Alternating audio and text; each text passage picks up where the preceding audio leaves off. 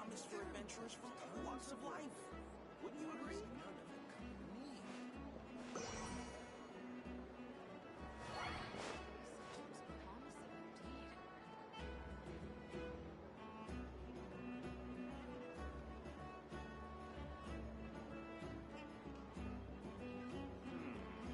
I better get me some alpacas.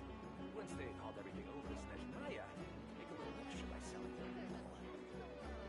This land holds nothing but promise for adventurers from all walks of life. Wouldn't you agree?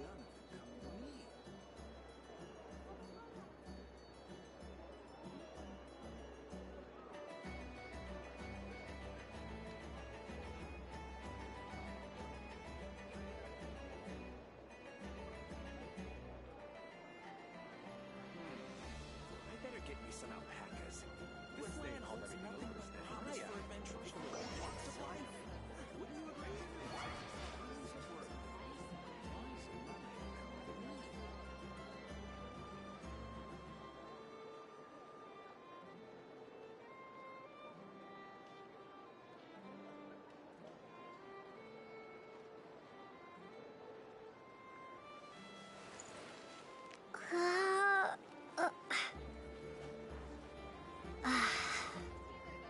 This land holds nothing but promise for adventurers I from better all get me walks some of life. alpacas. Once they hauled everything over to Snezhnaya, make a little extra by selling their wool.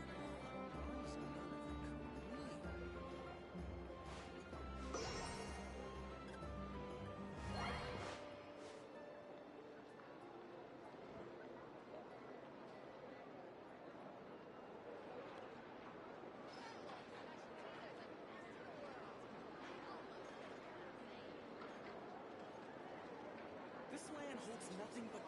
for adventurers from all walks of life. Wouldn't you agree? I better get me some alpacas. Once they hauled everything over to Snezhnaya, make a little extra by selling their wool. This land holds nothing but promise for adventurers from all walks of life. Wouldn't you agree?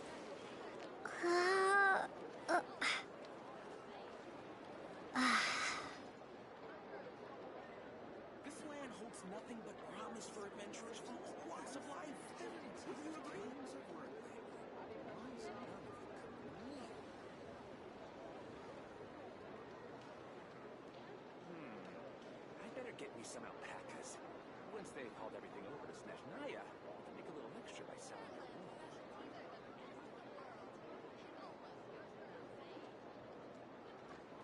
This land holds nothing but promise for adventurers from all walks of life. Wouldn't you agree?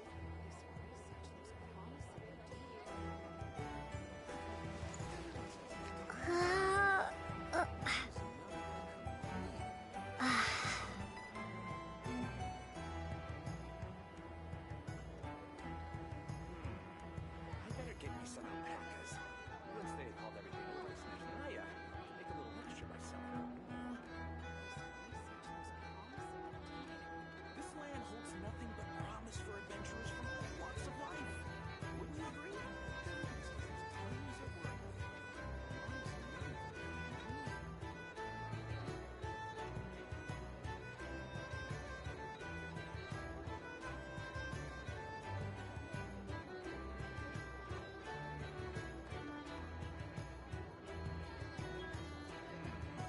I better get me some This land alpacas. holds nothing but Once they promise hauled for everything adventurers over from to all Snezhnaya, walks of life. make a little extra by Wouldn't you selling agree? their wool.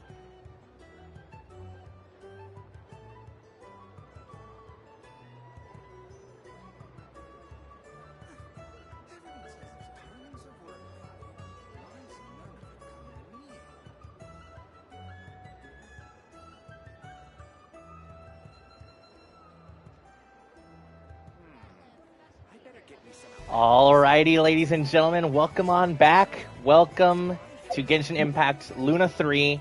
It has been quite a bit since I've had the chance to do anything related to Genshin, especially in the form of just playing through an Archon quest or any sort of quest for that matter. Because if you, at the time of this being streamed and archived for the channel, if you missed it, I just recently uploaded a video showing what I've been doing for like the past 2-ish months. And it's stuff related to Black Ops 7 for Call of Duty and all that. So if you're interested, you can go check that out. But for today, it is unfortunately pretty late. I didn't really have a good amount of time to get myself set up at an early enough time to hopefully be confident with not staying up too late. But I'm going to try to get through all of Act 5 today. And thankfully, I believe that Act 5 and 6 are going to be relatively light. I think. I imagine so anyway. Excuse me. And this is because that also, at the time of this going on for me anyway, the Luna 4 special program has already passed. So I have not seen anything in regards to it. I have not seen anything in regards to these acts either. So thankfully I'm still relatively spoil free, and if I have seen anything, I've likely already passed up on the, or I've likely already forgotten a lot of the major sort of things that I might have seen. So thankfully I'll be able to experience things in full. The one thing I do remember, though, is that the Columbina interactions are going to get halted during this patch. So, not that I've really been having a chance to do them. So, I would certainly hope that, like, with Bina becoming a character next patch, that I do know it's kind of obvious, especially with the drip marketing that they did, like, I think a couple days after Luna 3 went live. She is coming up next, so I hope that those get reinstated in Act 7 and 8. So we've got some stuff to worry about. Thankfully, I haven't missed out on much in terms of those Selenic Chronicles, but I will get around to doing those on my own time eventually. Since it has been a minute since I've done a stream like this, allow me to just really quick double check audio and whatnot, maybe rebalance it for myself or for the stream if things are going bad. I want to make sure that these are all sort of balanced correctly here. Just give me a quick second.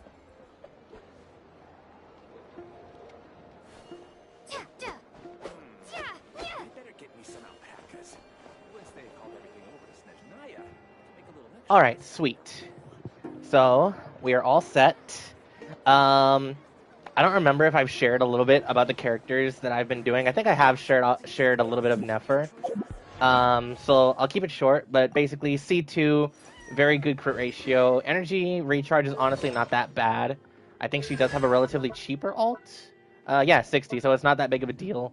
And I haven't been super consistent with boss mats from the chessboard, so she's a little behind on getting to Triple Crown.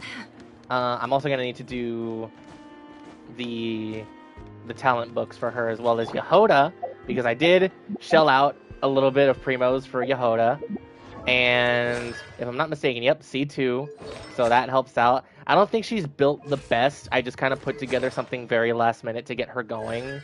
So she is struggling a little bit in terms of overall damage, but I think especially for a support that is mainly for elemental application as well as passive heals with the burst, things should be fine, especially for an Archon quest playthrough. So, without further ado, oh yeah, that's also why I have Lumine here on Dendro for Nefer for her elemental mastery, and then Coco, one of my best healers in the whole game. And yeah, we'll go ahead and get started because I don't want to waste any more time. It's already 15 past the hour, so let's go ahead and kick things off. Reset the time just in case. Always like it to be daytime. I've got my drinks, and we are all set. I'm really looking forward to just being able to relax and enjoy Genshin once again, because playing online multiplayer games for the past couple months has stressed me out, and I certainly haven't felt the pain, both physically and emotionally. So let's go ahead and kick things off. Since it has been such a long time since I've finished the previous quests, 3 and 4, if I'm not mistaken, Lumine is still holding on to the Moon Marrow. Bina has largely gotten the majority of her power back. Arlecchino now has the Crimson Moon as a part of her. And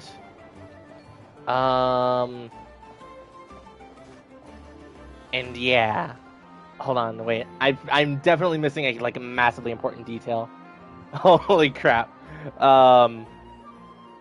Crap, I'm so blanking and I feel so bad about it. Hold on. I'm blanking so hard. What's going on here? Let me see. I see his face. Hold on. Is it Nefer, Dainsleep? Yeah, Dainsleep was obviously there.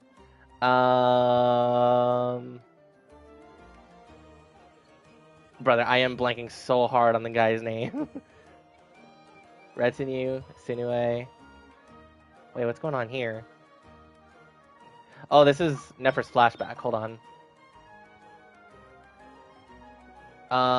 There you go, Rare. My God, I could not remember his damn name. But this is great because I'll be able to like jump back in, get reminded of a lot of things and whatnot. So the like full blown passion will start bursting through again. It's been so long for me, and I haven't even like technically missed a patch yet. So let's pick things up with Columbina. I don't know what to expect, honestly. I really don't.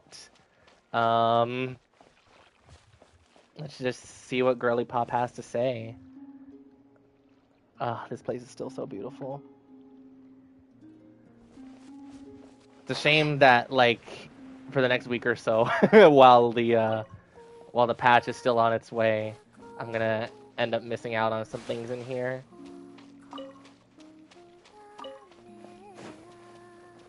I'm gonna pick up some of these moon silvers before we look for Columbina.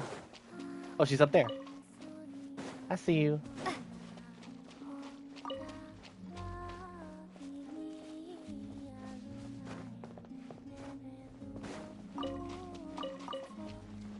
Oh, okay.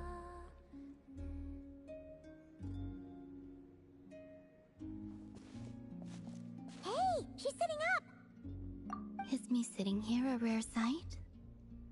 No, we just thought you'd be resting. Perhaps I would have been, were it not for the sudden arrival of some unexpected guests. Not that I consider it a disturbance. After all, you are the only ones who are free to enter. Would it not be a little unfriendly of me to lie down while we speak? I didn't realize you put so much... Guys, I'm back home. I really do love Genshin so much, and it continues to be such a pleasure to hear Lumine speak. Like I say it every time I do these, but it's like she's a character now. Like they're doing stuff with her. She's talking more. And it's like it warms my heart. Like the protagonist that we've been playing as since the beginning, like is finally protagoning. And once again, little reminder to those who may not remember or not be informed. Every time you see the chat box going away, I am taking a screenshot just for my own personal enjoyment. So that's what's going on there.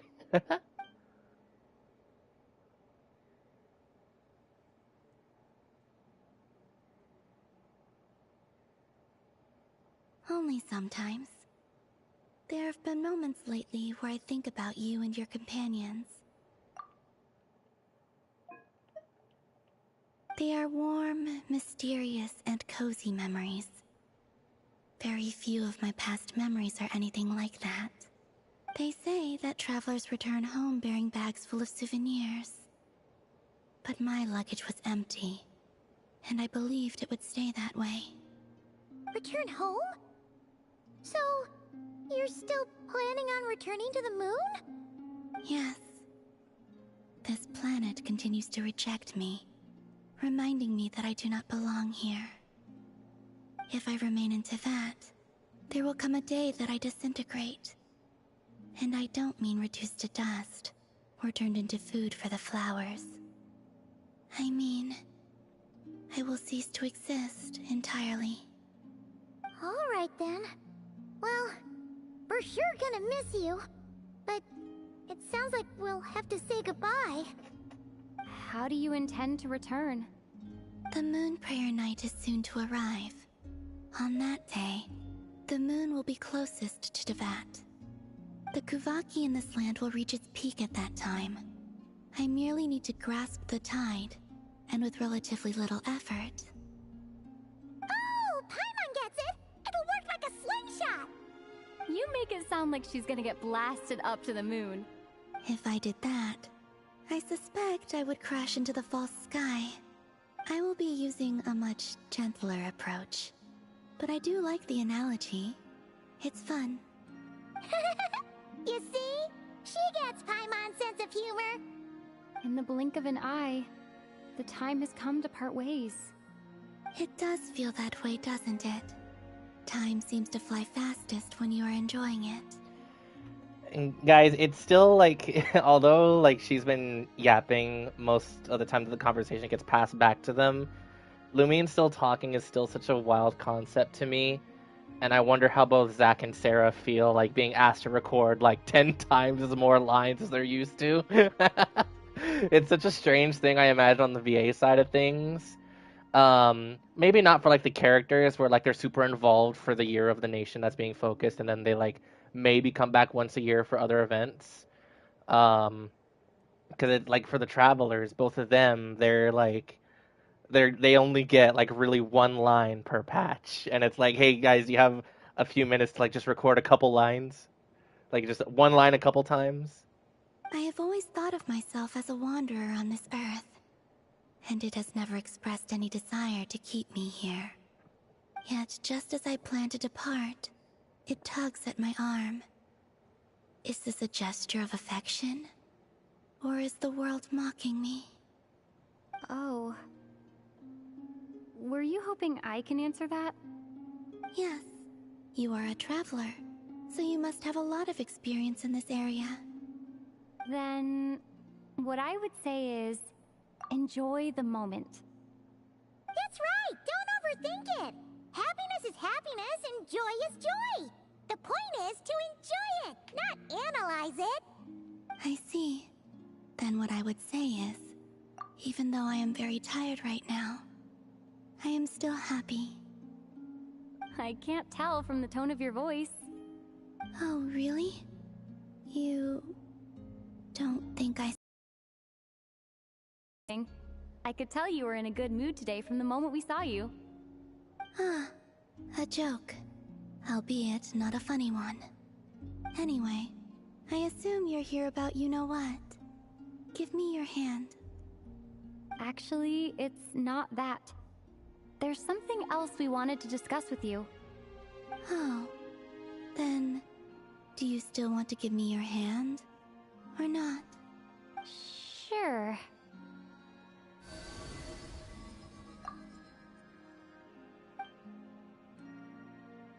Thank you.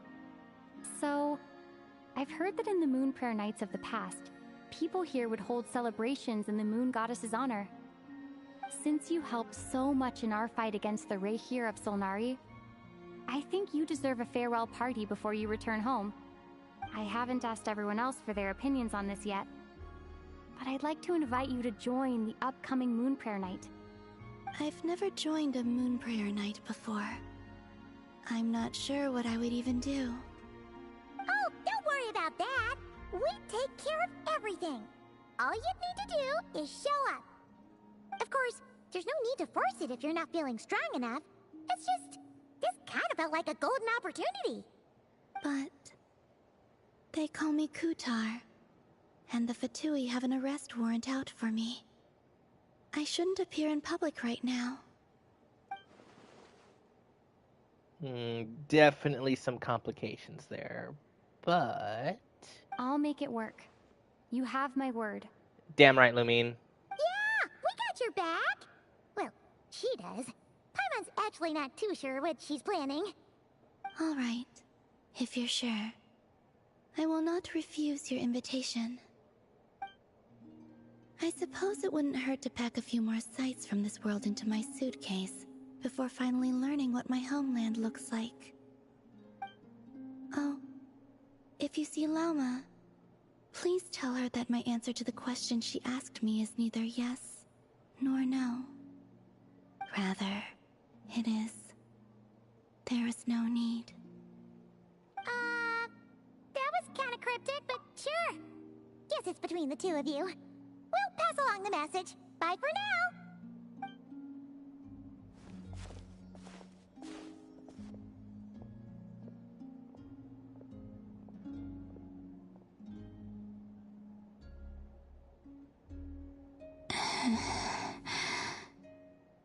And also, I do not know. Chekhov's gun, they're gonna answer that question by the end of the quest. Ooh, New Moon's Huh? Since she's agreed to join the festival, let's go see who else wants to take part. Llama's gotta be the person most familiar with the Moon Prayer Night. We should start with her. Also, what exactly is your plan to keep her safe? Not sure yet. I'll figure something out. What? Are you serious? And Paimon even gave you her vote of confidence back there. When did you become so sneaky? Funny thing is, she's a lot more sneaky when she's talking a lot more often. Oh my gosh, guys, I can't. Like, it feels so good to be back. It's been such a long time for me. Like, just between last act and this one. I really love this game. Anyway, let's go see if we can get in touch with Llama. Let's see.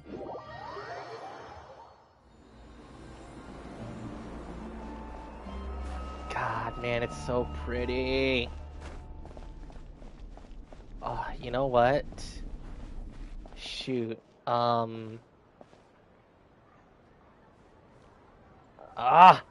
want Charlotte just in case, but like I need the hydro.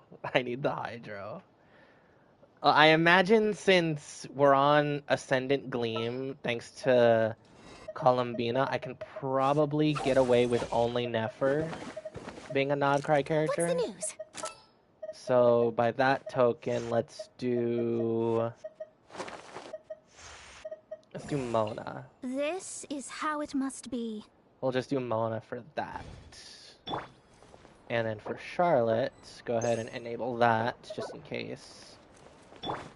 And I think we'll be fine because if we're on Ascendant Gleam, then Nefer is already oh my gosh. Simulanka jump scare?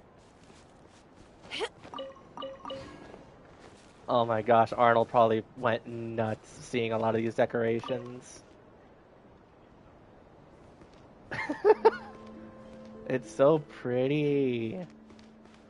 I take it that Moon Prayer Night is probably like a permanent local event, like how Windbloom became part of Paralogism, even if Windbloom wasn't really celebrated during that act. Oh my god, Varka! Hey, Llama! It's us! Huh? Varka? What are you doing here? Beats me. I had a bit too much to drink last night, and when I woke up, I was on Hisi Island. Mr. Varka is helping to oversee Nasha Town's preparations for Moon Prayer Night. He is here to go over some details regarding the decorations and custom cloth designs. Right, yeah, that too. What do you mean, that too? So preparations are already underway? Yes. Celebrating this festival is a long-held tradition here in Nodcry. On this day, the crescent moon at the top branches of the verdant crest turns into a full moon, and the moon prayer blossoms bloom with a special radiance. Our people take these to be blessed omens. It's an especially welcome event coming off the back of all that nasty business with Rare. Everyone got put through the ringer recently, and now they're looking to turn their fortunes around. The big shots in town all agree that a big, lively celebration is just what we need to rebuild people's faith in this place. No wonder Catherine said the people weren't so bothered about the religious element. That's right. It's become more of a local custom by this point. The celebrations have little to do with whether the religious stories behind this event are true or not. Even the Frost Moon Scions are eagerly awaiting the coming of Moon Prayer Night, despite now knowing that their past beliefs were founded on a falsehood. That's fair. It's a bit like the Lantern Ride in Liyue. It's a chance for people to enjoy themselves, not debate the existence of the Adepti.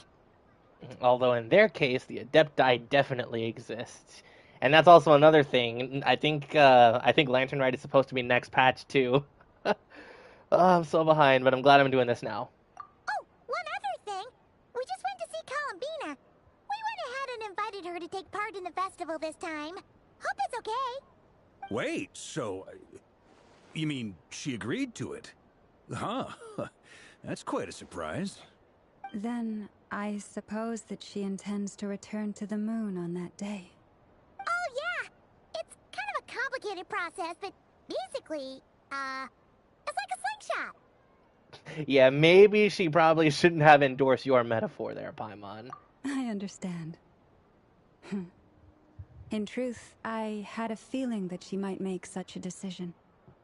Well, if Kutar has decided to participate in the festival, we should prepare accordingly. Yeah, exactly. She was saying how it could be risky for her to show her face in public. We were wondering if there was any way we could hide her. Unfortunately, the people who carved the statues did an excellent job of capturing her likeness. It will be very challenging to hide a goddess whose face everyone is so familiar with. Darn! We may have bitten off more than we can chew here. Nah, don't sweat the small stuff. We can handle that. Huh? Are you saying you have a plan? Not as such, no, but the most important thing with a festival is to keep the mood light and your spirits up. You can't go preparing for a festival with those long faces. You'll never convince anyone to enjoy themselves. The Mondstatter spirit is strong with this one. That's a reference I get. Oh, man. I'm gonna keep saying it for a little bit, but I really did miss this game. The writing, the characters, and all that. It's such a feel-good place for me, dude. I love it. As it happens, I agree with Mr. Varka. Yes. Let's start by making our appreciation for Kutar the beating heart of the festive atmosphere. And who knows? Once we get the ball rolling, perhaps everything will just fall into place. Hey! Did you catch that? Llama said the thing! Or close enough, at least. I'm looking forward to the Moon Prayer Night already. We have a festival in Mondstadt called Windbloom, and you can always tell which couples are celebrating it for their first time by the smiles on their faces. Big, beaming smiles like their whole face is glowing. And I have a feeling we'll get to see that same smile on the Moon Goddess's face at this festival. Not quite the same, surely. Anyway, I'll take care of business in the city, but I'll have to leave the decor up to you and the Frost Moon Scions. No one else can capture that traditional aesthetic quite like you guys. But lastly, there's the final key element that brings the festival to life. Companionship. We'll take care of that part. Before you leave, let me show you something that we've been preparing. Mr. Varka had asked to see it already, so you may as well tag along. Also, I have some further questions about Kutar's decision. Okay.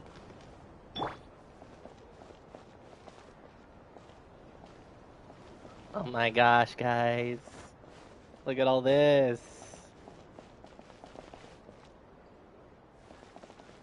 What's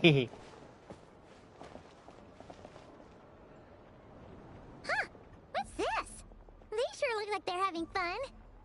I believe so. Kuhenki seem very skilled at playing drums like these, although I'm not sure where they learned it from. Maybe it's an innate talent? In their eyes, they're probably just playing with toys. Oh, the Luonatar. Luonatar! You want to play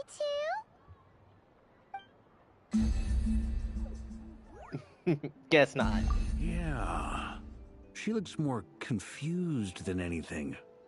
Maybe we can teach her next time if we get the chance. That's gonna have to be a Selenic Chronicles.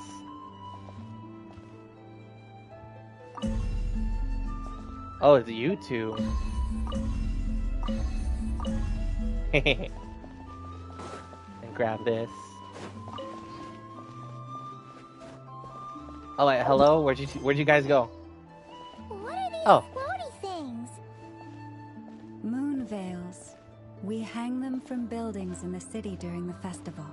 When you look at the sky through them, it creates a lovely misty effect.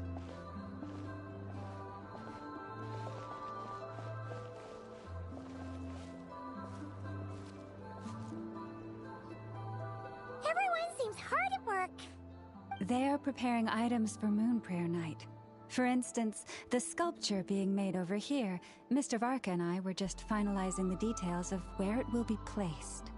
Ah, there she is. I didn't know the finished article would be so large. Not to worry, though. All the necessary arrangements have been made.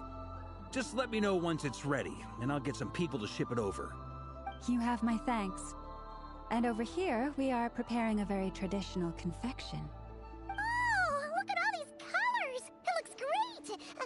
Can Paimon try one? Of course. I have a feeling you'll like it a lot. You bet! Sweets and treats are Paimon's favorite. If you included those in the Feast of the Moon, I bet Paimon would have joined the Frost Moon Scions by now. There will also be verdant crests like this present in Nasha Town during the festival. The timing of Moon Prayer Night is not completely set in advance. We make a rough estimate, then observe the changes in the verdant crests and moon prayer blossoms to guide us. As such, the wait itself is a fun feature of this particular festival.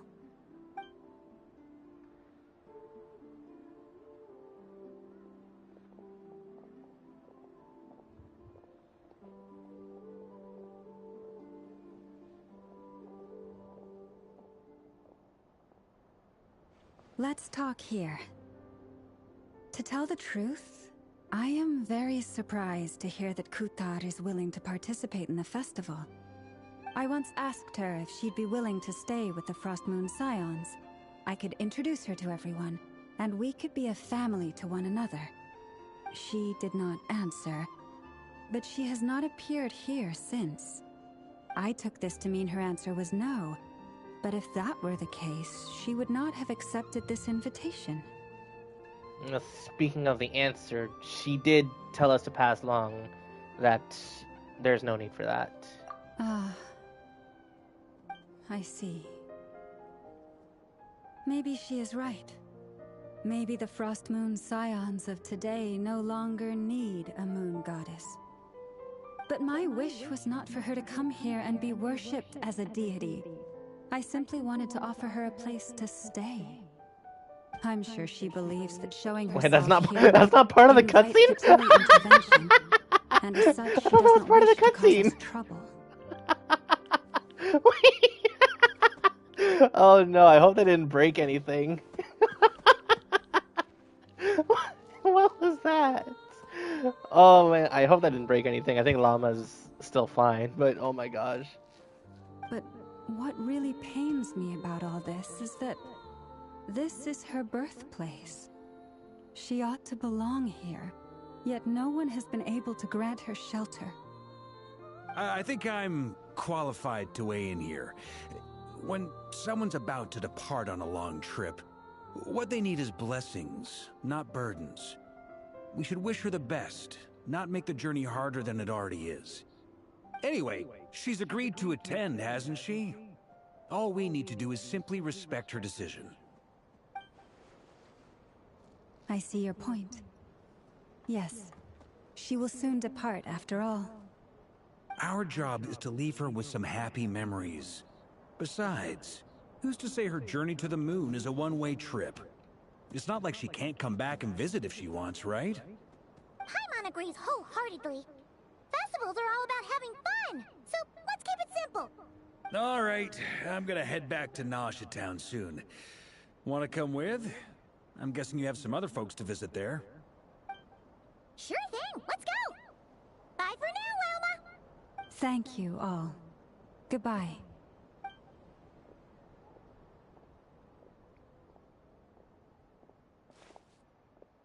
A traveler needs blessings, not burdens.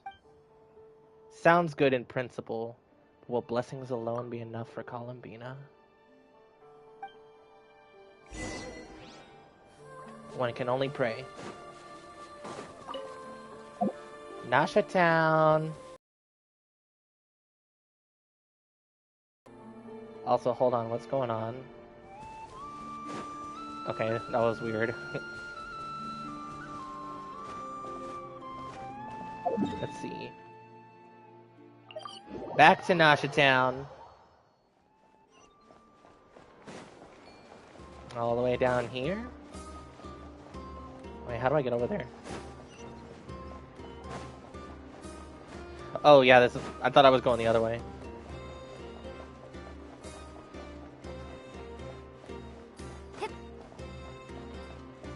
Oh yeah, I also finished the Varessa event yesterday. That one was really, that one was relatively short, but super thoughtful and feel good. I really liked it.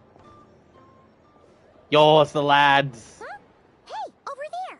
It's Durin and Albedo with Flints! What could they be chatting about? Your guess is as good as mine. Ah, Grand Master, and the Traveler and Paimon. Hello there. It's been a while. Perfect. We have some new volunteers for our investigation. Wait, what investigation? Wait, let me guess. The righteous Lightkeepers are finally ready to hunt down the Abyssal Dragon? Yes, that too. Yeah, right. Oh, wait. Why does everyone keep saying that too? Well, to be precise, the facts match, but not the causality. Wait, so I guessed right? Half right. Don't act so impressed with yourself. Maybe I can explain. We ran into Mr. Flint's north of Nasha Town.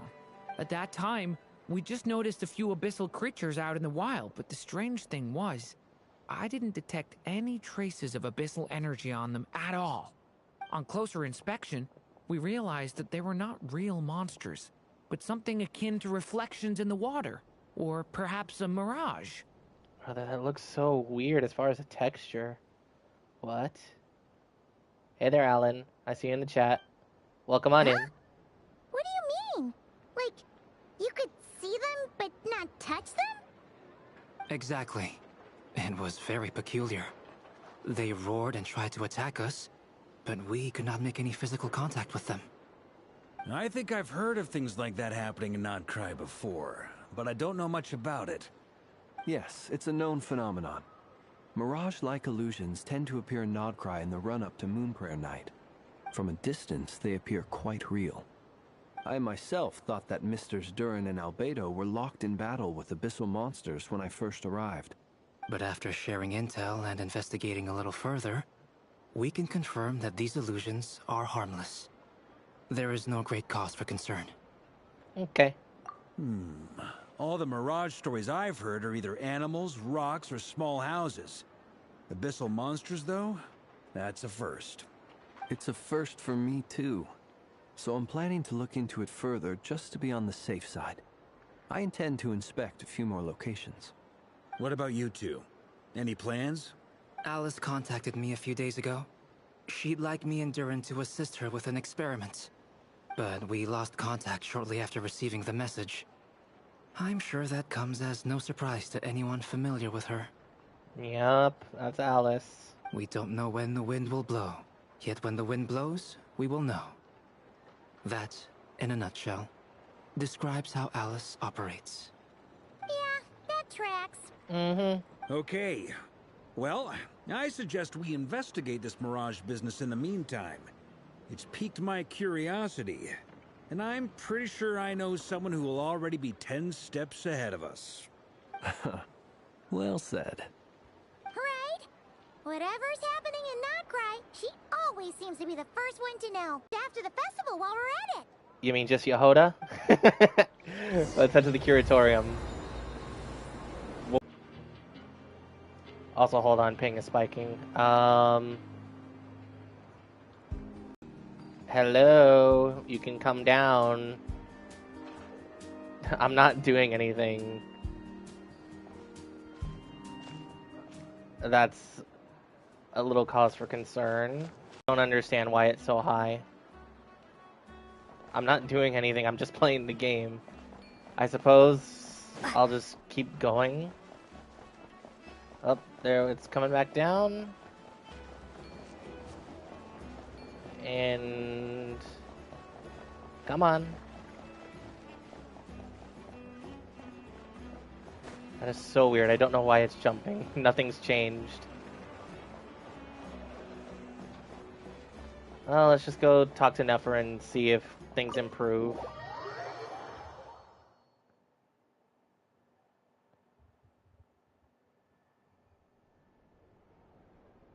Hello, Miss Nefer. You're right. I have noticed. There's certainly something a little fishy about this situation. Only a little, though. Records indicate that this phenomenon can occur in the days before and following Moon Prayer Night. That said, it has always been a rare sight in the past. The odds of encountering these phantoms are similar to looking up in the night sky, happening to see a shooting star, and managing to make a wish before it disappears. But this time, either everyone's getting lucky, or they're appearing far more frequently than usual. Yehoda's out gathering intel as we speak. In the meantime, let me check off some points of interest. First, the Abyss. The ones we saw seem to be abyssal monsters. Indeed. But we have identified one location where many more of them have made an appearance. And not just monsters, but human phantoms too. Given the scale and nature of the phantoms, it's almost as if someone's last memories are coming to life. Or perhaps the memories of multiple people. Oh. So you mean the phantom monsters are hunting down the phantom humans? Exactly. The phantoms can interact with each other, but we have no means of intervening. In addition, some of the human phantoms would seem to be from the very distant past. This is clear both from the clothing they wear and the stories they tell. They claim to be from Hyperborea, a name which I've heard from Lauma before. If this is true, it means they must be from 6,000 years ago. Oh my gosh, my Genshin lore brain hasn't been picked in such a long time, especially on topics that haven't been mentioned in Nodcry yet. Mostly because Nodcry is pulling from so far long ago, like Mondstadt long ago. So I have no recollection of Hyperborea aside from the connection that it has with Andreas, the wolf, over in Mondstadt. So pardon me for like not knowing exact details, but I do recognize that name. That's interesting. Did Paimon hear that right? 6,000 years? It sounds like this merits further exploration. That'd be a big help. I'll leave it with you, Albedo. My knowledge of ancient history is non-existent. I used to doze off every time the pre-Knights of Favonius era came up in class. It's quite a miracle that you were able to understand these phantoms' speech, given how long ago they lived. I suppose you're right. But I'll leave the archaeology, dear Lady Moonchanter. So calculating. Whew, this intel broker logic always catches Paimon by surprise. Sounds to me like we could split the work up. I think the abyssal phenomenon is best left to Albedo, Flint's, and me. Agreed. It coincides with my duty as a lightkeeper. For my part, I'd like to understand the abyss better. Even a little knowledge would go a long way. To learn what we know so far, it seems only fair that we get some quantity of exclusive intel. That just leaves our trusty team of 2 unassigned. Seems like it, yep. Since you became an honorary knight, of course. This was part of my grand plan all along.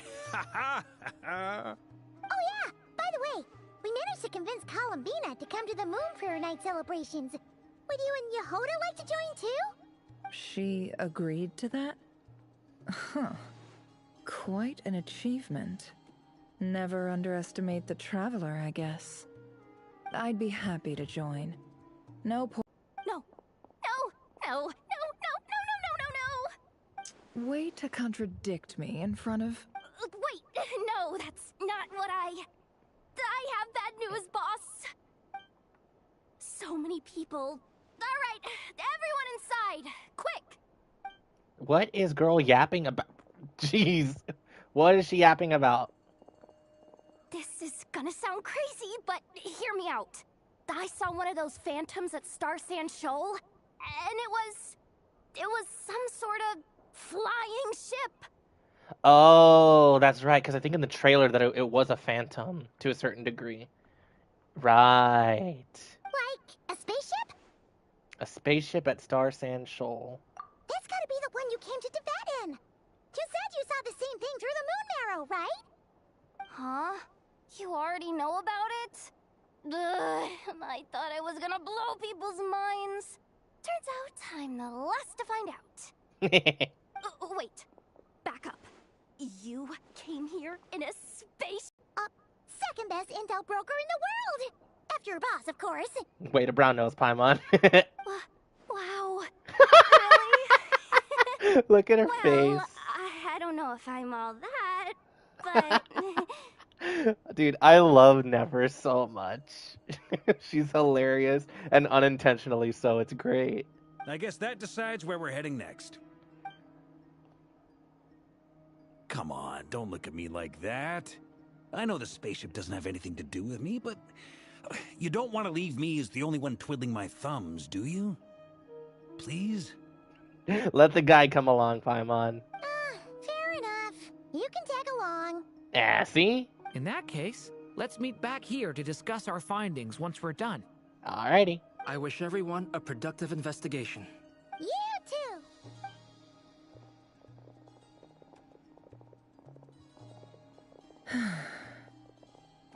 What's up, boss?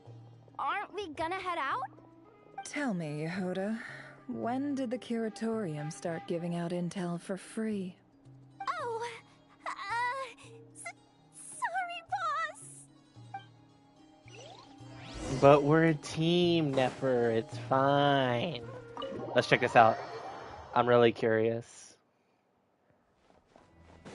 I'm so ready to see what's going on here.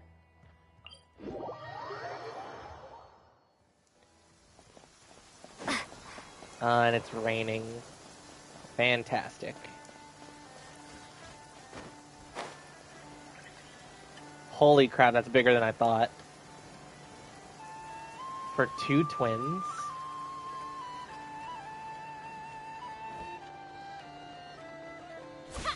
Whoa. What are people doing here?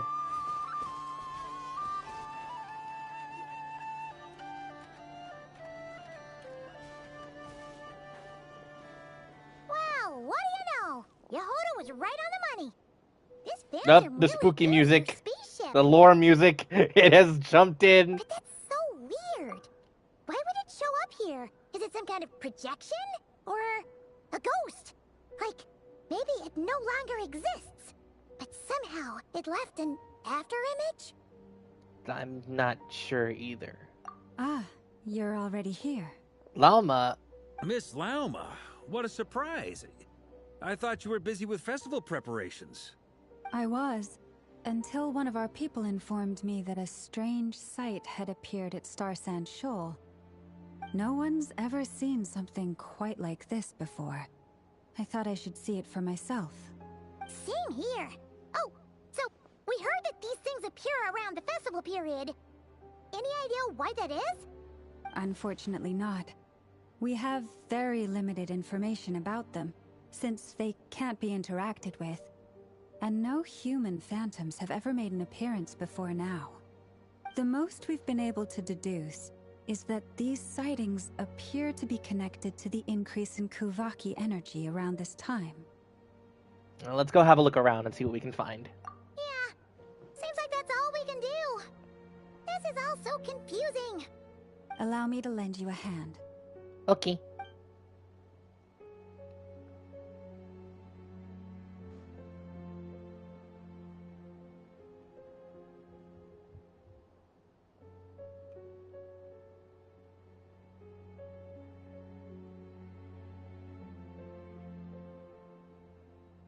The deer.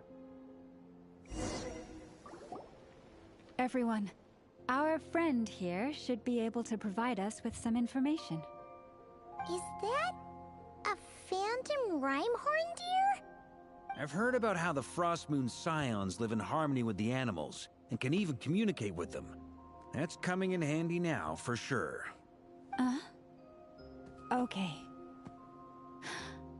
Yes, I understand. Then how about this?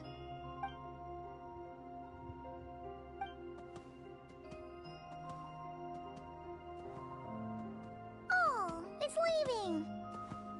It appears to share our curiosity about this giant spaceship, so I asked it if it wouldn't mind investigating along with some friends.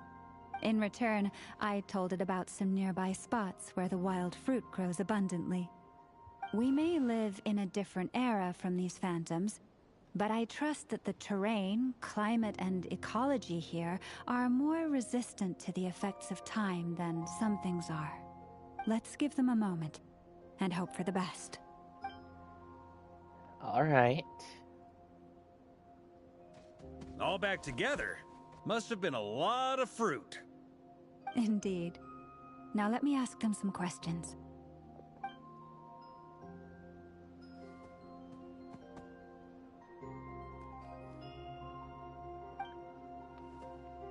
It did find a lot of wild fruit, enough for them to feast for a long while.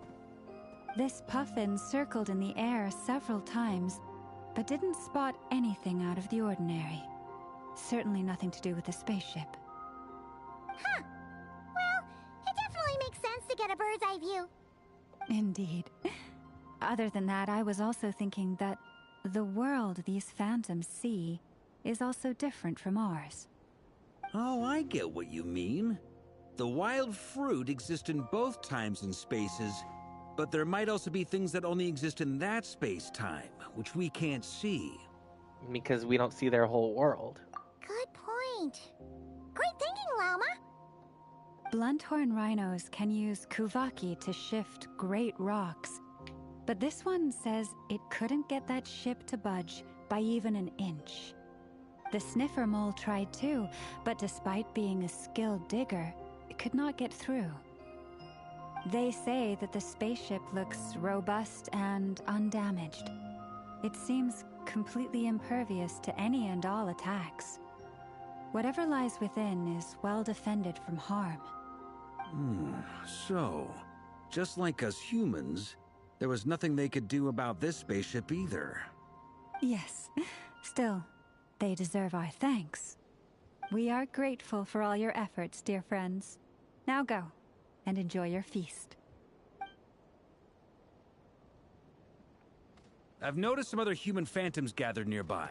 Come on, let's go talk to them. I forget about the Frostmoon Scion, that there was the Shortish World quest on Heisei Island to do. That's how you get Lumine's sword. It was a free weapon from that quest. Like I said, I forget her name and some of the major details, but this is something that, at the very least, I have seen before. So, definitely something that is possible, and it's fading away the closer we get to it. Hello? Oh. Wait, was this always open? Hold on. I'm fairly certain that I would have opened this and explored it. Oh yeah, I remember being here. Okay. Still, pretty strange though. I wonder what the guys here have to say. Have you ever seen anything like this? Nope. Never seen or heard anything this weird.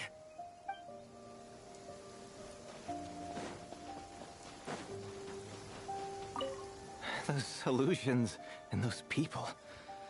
It's all a little creepy, don't you think? Nah, all part of the festive atmosphere.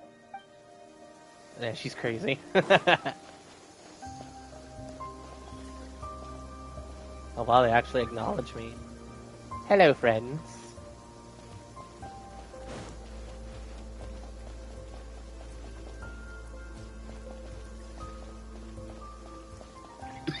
Alright, let's see.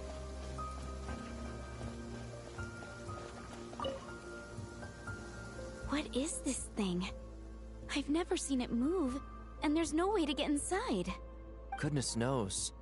My grandpa says it's been sitting here at least since his grandpa was still alive. What about his grandpa? Did he say anything to your grandpa's grandpa about it? Varka. Huh? I don't know. In all likelihood, it was here back then too. Hard to imagine something this huge could move. Guess that means that as far as they're concerned, this ship's been around a long time.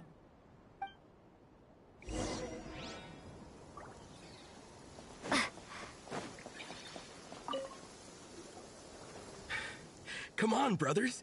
If we can get even a small chunk off of this thing, it's gotta be worth a fortune. Today is the day we strike it rich. Huh?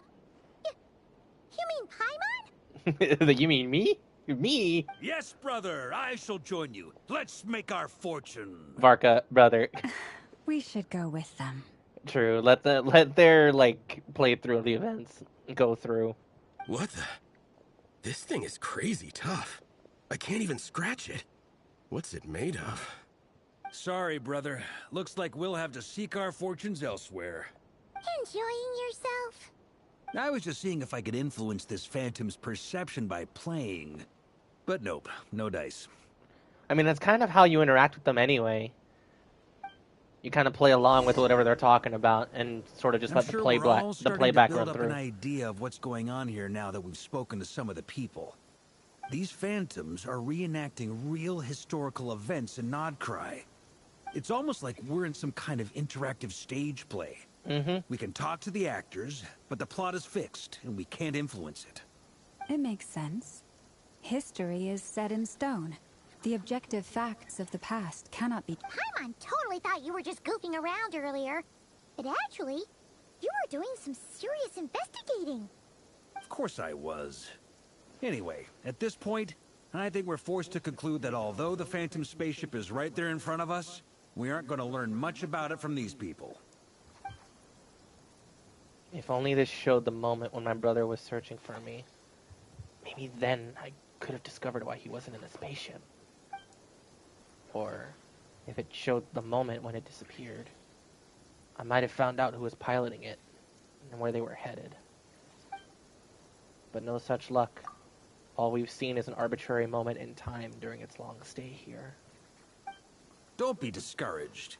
If nothing else, this is proof of the ship's existence. True. And think about it. So many people tried to hack their way inside, but no one could get the door open. It's made of very tough material. To me, that says that we'll either find the ship itself or the story behind it. It's just a matter of time. Thanks, Varka. Huh. Every now and then, when Varka gets serious, he actually does seem like Grandmaster material for once. I wonder how the others are doing. Let's head back for now. Sounds good. Also, drinks are on me if Team Knights of Favonius is the first to finish. Wait, we have a team name now? Am I in Team Knights of Favonius as well? Absolutely, Lauma. You're very welcome to join. We've even got a cathedral ready for you. Isn't that technically blasphemy? You wouldn't dare make a joke like that if Barbados was in earshot. Barbados wouldn't care. Barbados wouldn't give a damn. Let them have fun, especially Varka. Nah, I'm sure Barbados doesn't mind a little harmless blasphemy once in a while. It's funny. And, like, we all can joke about this. Just like, it's Venti. Like, Venti is just the stupid little bard boy. Oh, man.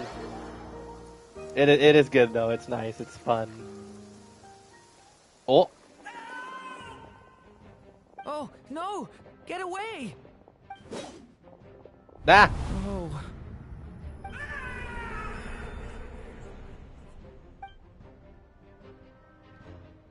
I know it's hard to stomach, Mr. Duran.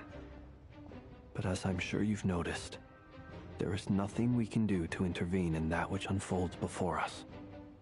But we have to at least try. And try you have. But are you aware of how many unsuccessful attempts you've made now? I wasn't keeping count. I'm afraid this is the 39th failure so far. Or the 5th if we're only counting this particular victim. Albedo pulling the, actually, you've failed 39 times, my good friend. There are no indications that these phantoms may be altered in any way. You seem to have calmed down a little. I'll make us a fire. You should rest and have some water. Feeling any better now, Mr. Duran?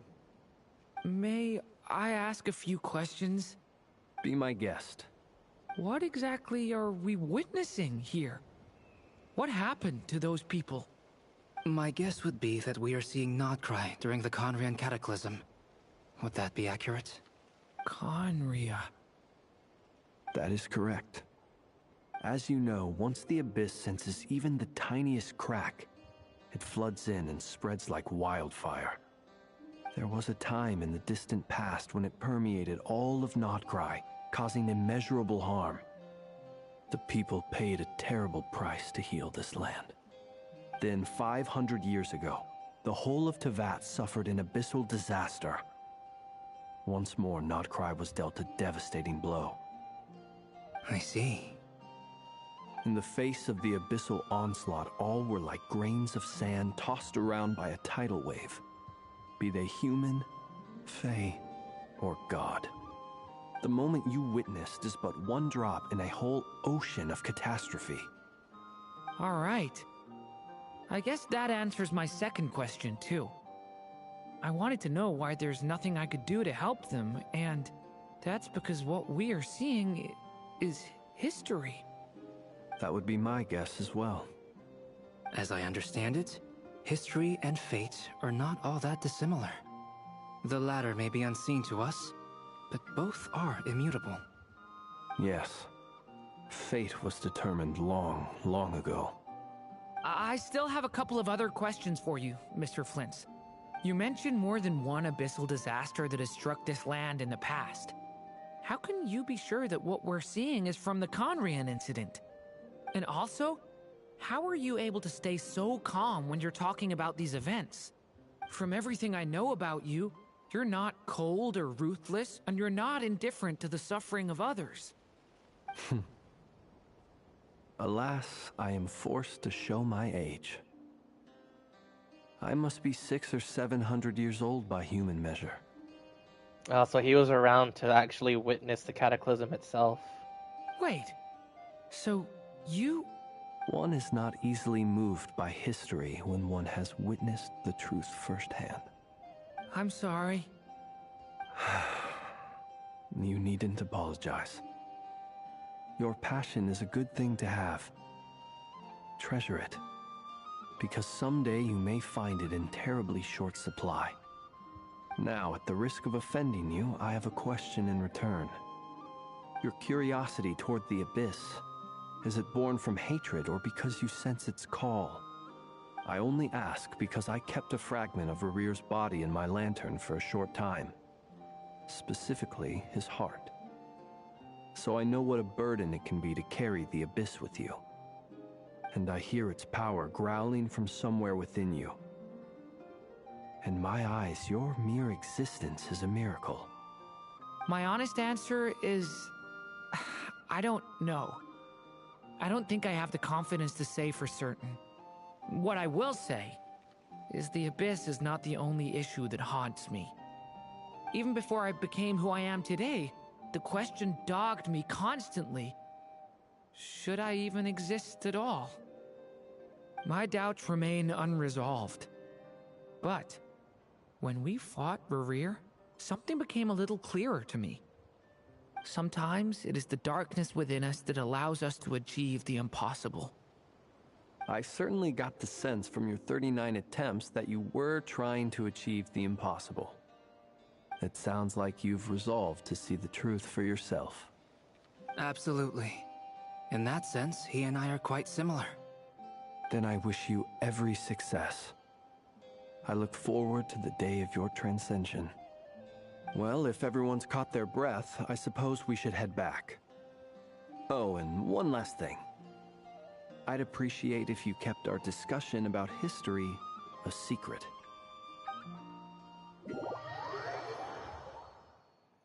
Oh, wow. Incredibly, our separate investigations led us all to the same conclusion. Hooray for consensus! Yeah, but we barely learned anything though. I totally thought this would be the mother lode. Talking with the ancients? I mean, come on! But nope. All we got was useless snippets of conversation. And all this stuff about moons and hyperopia. What a load of baloney. Seems like people back then had a few screws loose. I understand your frustration. We found the same issue. Each phantom only showed a very brief moment in time. There isn't much value to be found in these miscellaneous fragments of a civilization's history, no matter how glorious it may have been. If there's a silver lining, it's that these phantoms are harmless to the present reality. They shouldn't get in the way of the festivities. Paimon agrees. And not just because it's the first thing she understood in this whole conversation. What's up, Nefer? You look disappointed, Nefer. Is something the matter? What do you think? We all worked our tails off, but the only one to gain anything from it was you, Lady Moonjanter. Well, please do share the Hyperborean records with me. I will gladly inscribe them in our people's documents. Oh, duh! Yeah! That was it! Hyperborea! Hyperborea. I'm serious.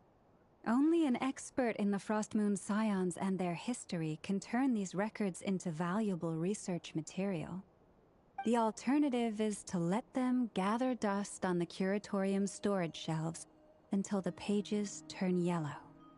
Nefer, you're wise enough to know that cooperating and sharing the profits is the best course of action here. Well, that goes without saying.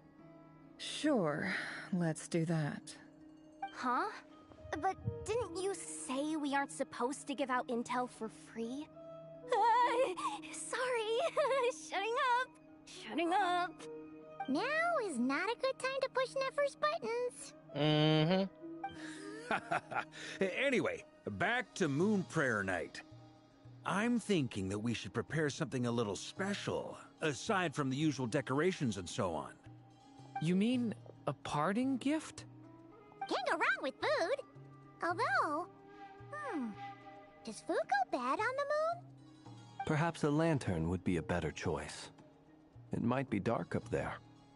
It could prove difficult to light a lantern on the moon. Magical stones might serve that purpose better. What about a clockwork mecha model from Fontaine? I've got a whole bunch at home. I use them for fighting practice in my free time. None of these sound like things she would be even remotely interested in. But we don't interact with her enough to know what she likes. Yeah. It would really save us the guesswork if someone could find out what she's into. The looks at Lumine. Wait, what the? Traveler? They're all looking at you. Alright, I got it. We'll find a chance to ask her. Great!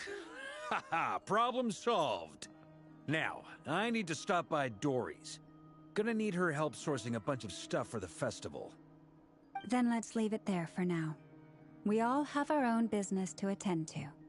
Traveler, if you find out what Kutar likes, let us know right away. Gotcha.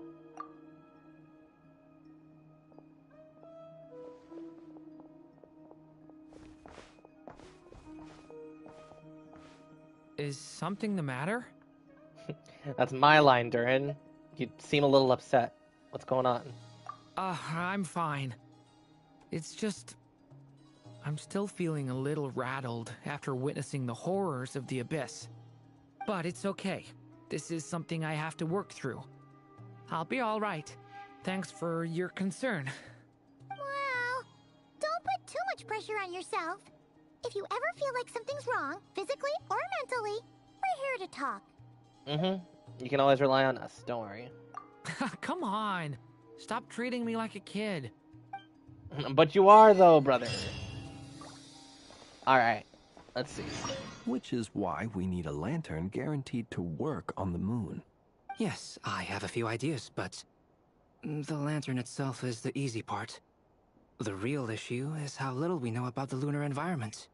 Wait, you two are serious about this? Let's just say I'm intrigued by the shining magical stones that Mr. Albedo has mentioned. Yo, hold on, no playing with Ashru. Could you do me a solid and try to smooth things over with Boss Neff?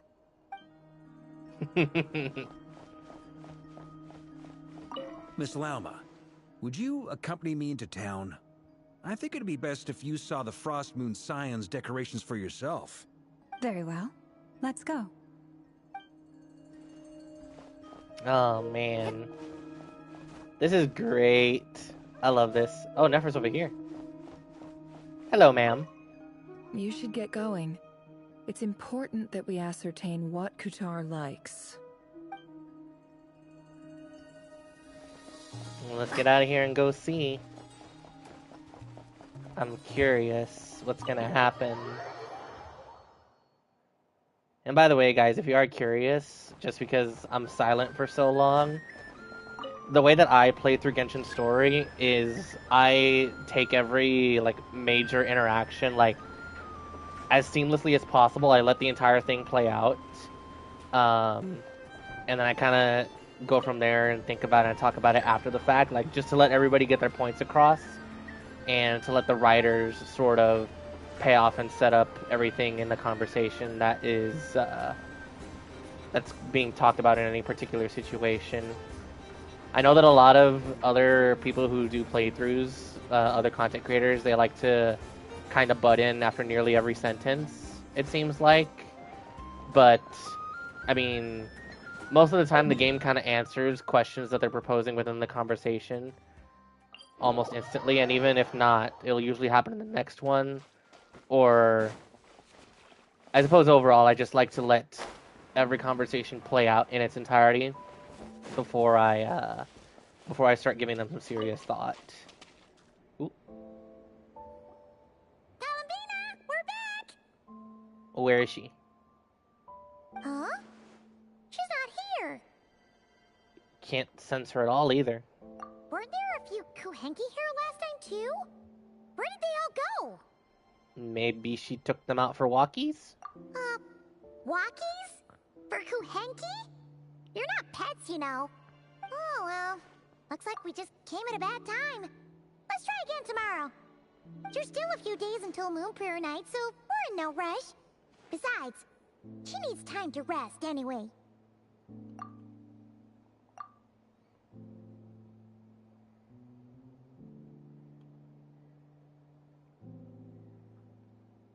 Columbina! Are you back yet?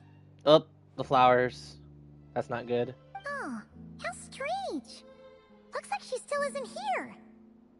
It's a little bit odd. The flowers are discolored. Right? It's not like her to spend so much time outside. Especially since she's worried about attracting unwanted attention. And by the looks of it, she hasn't been back all day. What about Luanatar? Luanatar, you there? Oh, there she is. Hey! Do you know where Columbina went? Sorry, didn't understand. But if you know where she is, could you take us to her? It sounds like an I don't know either to me. Yeah, that's even stranger. Wait, Paimon, look. The flowers. What about them? Oh, that's not good news. They change color when Columbina gets weaker, right? And they look super pale right now. Come on, we've got to find Llama. Good idea. She might know what's happening.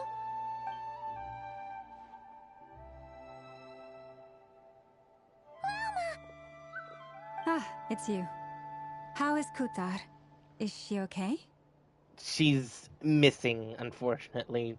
Do you know if she's come and visit the Frostmoon Scions? No, she hasn't.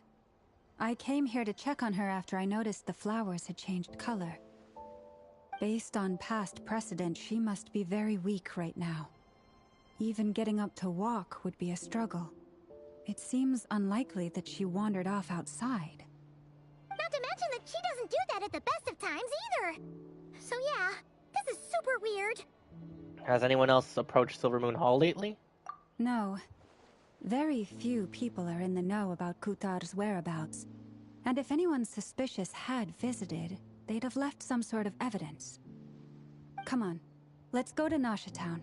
If anyone has seen her, someone there will know about it. It's Notcry's information hub after all. Makes sense. Let's go! Let's go! Time to find Bina.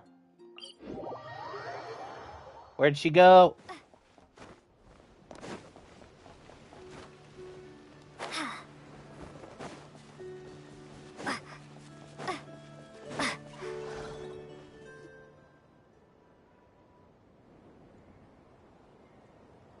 Moment. Is it just Paimon, or is this stall kind of suspicious? It's never been here before, right? No, I don't recognize it. Alas, your free and easy adventure time is over. Now, prepare to face the final boss of Nodcry. That intonation just gave it away. Alright, come on out, Miss Alice. Whoa! Where'd that voice come from? Come on, Lamine, put 2 and 2 together. I heard it immediately in there. Not sure, but it's definitely hostile. Llama, relax, girly. It's not that serious. Where is she? Come on. No, not that way. The final boss is right here. The sniffer mole? That's the final boss? Surely not. Also... Alice, you... It's red. Is she actually the sniffer mole? Okay, the jig is up. I'll stop teasing you. Turn around. I'm right behind you. All the magic cues. To leave quite an indelible impression, even though you've never seen my face. Oh, nothing could make a great mage more pleased with herself. Oh my god, Miss Alice! Hey, don't touch the camera, goddammit. Ah! She's finally here. Finally! Oh my god! So many years in the making. Jeez. Holy moly. Alice, the great adventurer of the realms, Dodo King, defender of Old Mondstadt, the most adorable mother of Klee, etc., etc., etc., etc. Yada, yada, yada. We know who she is, where she comes from. That's a lie. We don't know where she comes from, but geez. Holy moly, she looks amazing, guys. Is she going to become playable? I really hope so, because I do want to get Alice. Dude, she looks amazing. So much better in game than, like, just seeing her in trailers and such. Wow. Up. Okay. She's aware of the game. She's aware of the game. What is going on? I've heard that all the big shots in Teyvat have long, wordy titles that stun people speechless when they make their entrance. Oh my god, she's fourth wall breaking and they're like, what the hell are you doing? Unfortunately, none of them are affiliated with the Hexen Circle, and we ourselves keep a very low profile. The notorious name-dropping doesn't quite work for us. Still, I, for one, think I'm really quite amazing. So that didn't stop me from coming up with a title anyway. You know what? Let Alice gas herself up. She is awesome. Alice? It's really you this time? Not a lantern or a dodo Not Pyro. Alice in the flesh? Oh, it's been too long. We've waited so long. Oh, that's right. So, what do you think? How does it feel to finally meet me? It's a pleasure to meet you, but it's even better to meet me type of energy. You look like... She looks just like Klee. That's crazy. It's almost like she's her mom. Oh, that's the first thing you thought. A little surprising, but that actually makes me very happy. Because that means that when Klee grows up, she'll be just as stunningly beautiful as her mother. Damn right. Klee is so adorable right now. Oh my gosh, she's so precious. Even though that, like, I don't know how the buffs actually went for Klee, because I don't have her. So I'm not sure like how bad she would have felt beforehand, or how much she's improved. But I can only imagine for Klee havers, because apparently that was like a major problem. But even so, Alice is just freaking gorgeous. It's such a wild, like, headpiece as well. So she's a friend of yours? Longtime friend. Kind of. This is actually the first time we've seen her in person. I see. Madam Mage, that was, quite a powerful entrance. I certainly won't be forgetting it anytime soon. It's okay, Lauma, don't force it. Paimon will do the honors.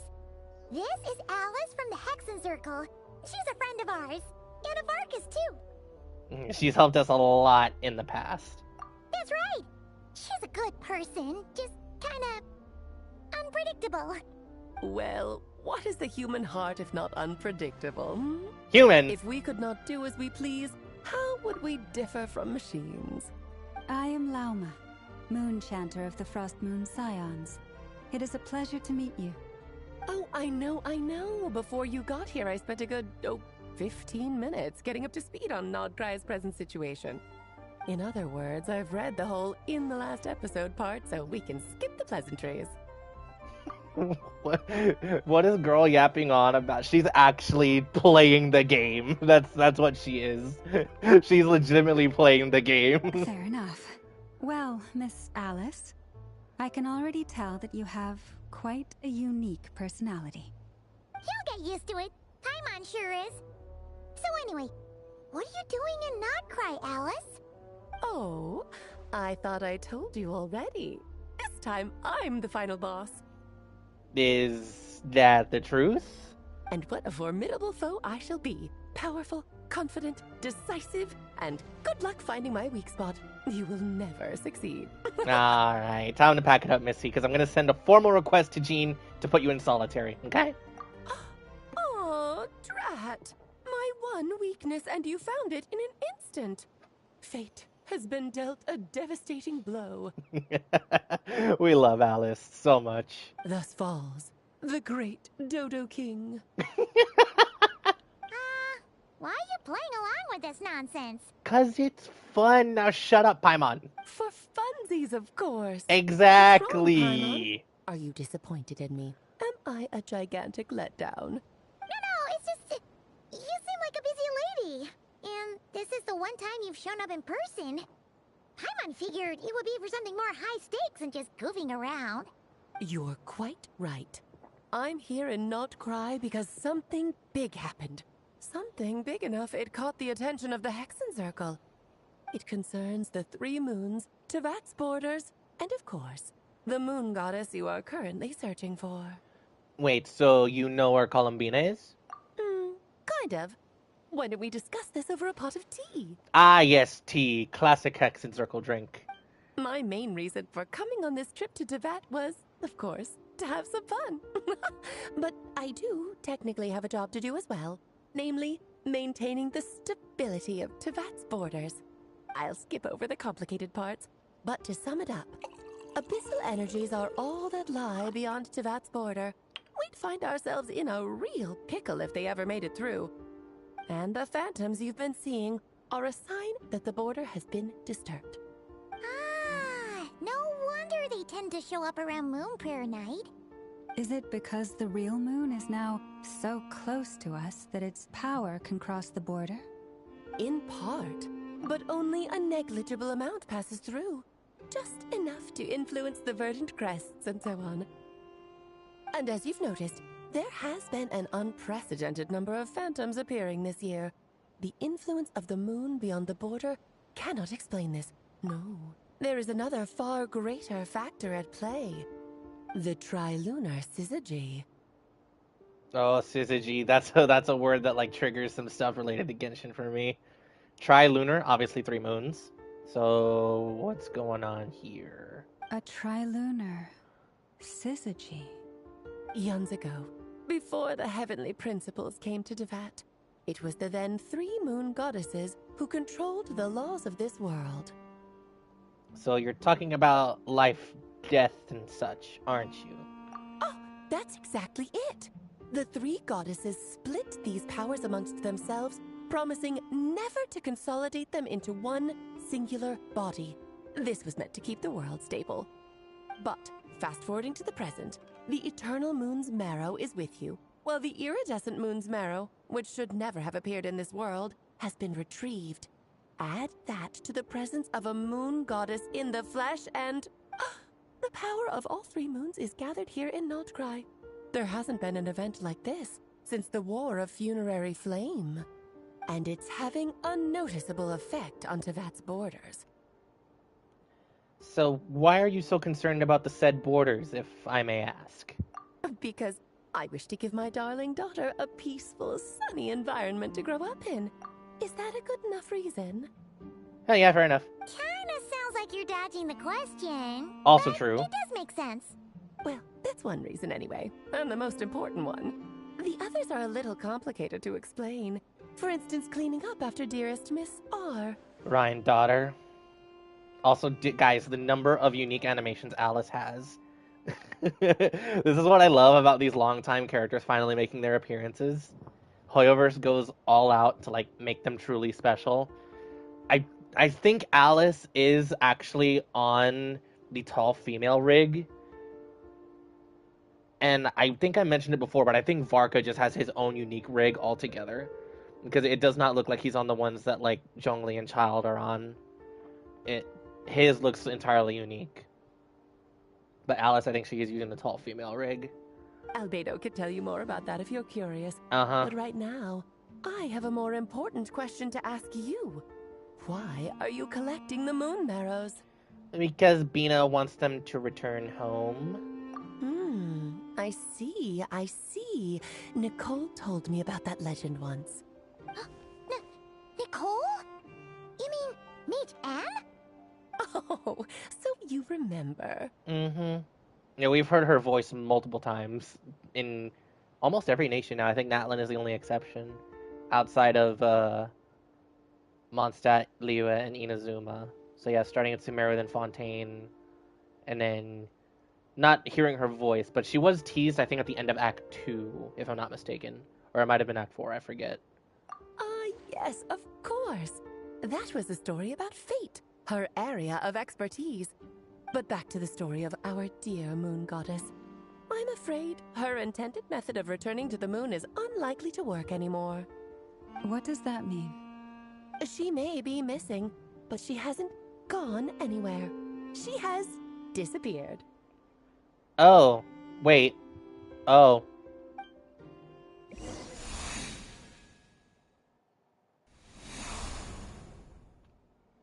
Being a moment. My body is so heavy. Wait, no. It's my mind that's heavy. My arms and legs are as light as a feather. What's happening to me? I feel drowsy, like I've been asleep for too long. Is it daytime or nighttime? Is the moon out? I think I'll go for a walk.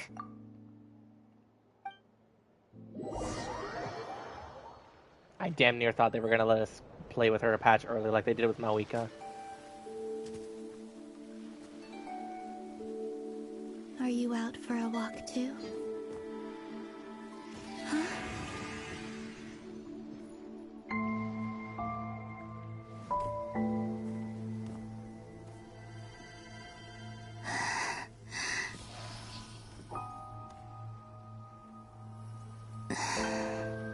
The day has come at last.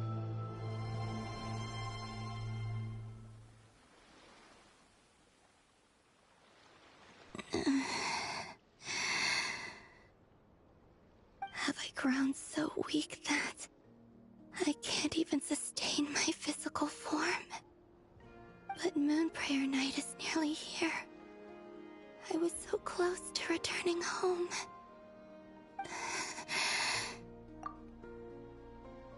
Death is near. Is this how it ends for me? Will I return to the moon after I disappear? Or...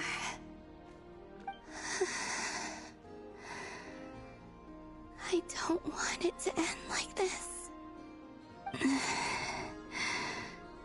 So far, at least, I still exist. Even if not physically, I can still feel. But as my power wanes, I'm sure that too will fade. I suppose I might take one final look at this world. The world where I was born.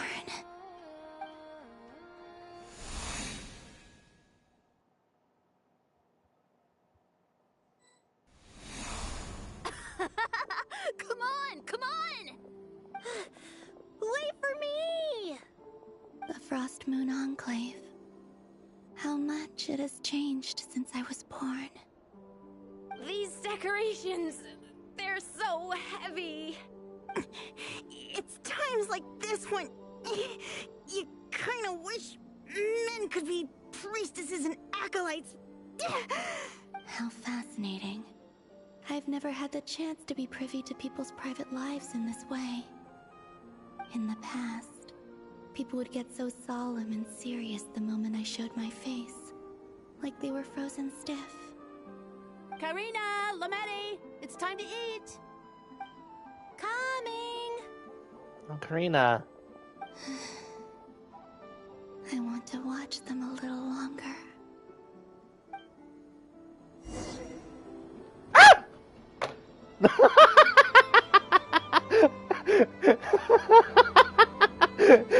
Playable Bina jump scare. Oh my gosh. Guys, I'm excited now. I'm excited now. Ain't no way this is gonna be her walking animation when Guys, this could be unique just for this section. But what if it's not? Oh. Ah! She's so pretty! Oh my god, Hoyoverse, please, please, please, please, please make this her normal traversal animation. I swear, I promise, I will spend money. I will spend money, please. Oh my god. I'm gonna be here for a second, chat. Hold on. Oh my gosh. Why am I kind of shaking? This is such a long time in the making. Oh, I love Genshin so much. She fly. She fly. Oh my gosh, I'm so excited. I'm so excited. It's a little under 2 weeks away for me at the time of this happening. Oh my gosh, I'm so excited.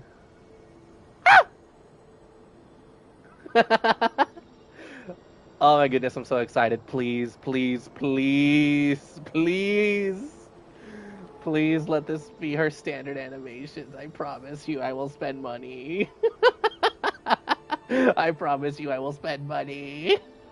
I haven't spent money at all in Nodcry. Thankfully, Nefer was kind to me, and I pulled her like 3 times, I think in under 50 pulls. Oh my gosh, man, Bro, she's so pretty. Oh my gosh. One of my mutuals on Twitter, I can't imagine how she reacted when she played this. She spin! She spin! Look at her sprint jump, she spin! Oh my gosh! She's so pretty! I'm freaking out. This is not okay. This is not okay. Guys. I need her now. I need her now. I need her now, please. Oh my gosh. I don't want to wait. Like, I'm playing this the latest as possible while still being technically on track. Oh my gosh, dude. I need her now. I really need her now. Wow. She's animated so well, dude. Ah, okay. Let's continue. I've waited a little. I waited long enough. Actual being a jump scare. Okay. Lock back in. That actually like messed with me. Lock back in. Let's do this.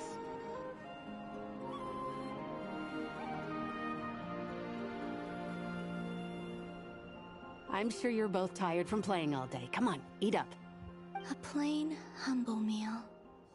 That has always been the way of the Frost Moon Scions. Huh?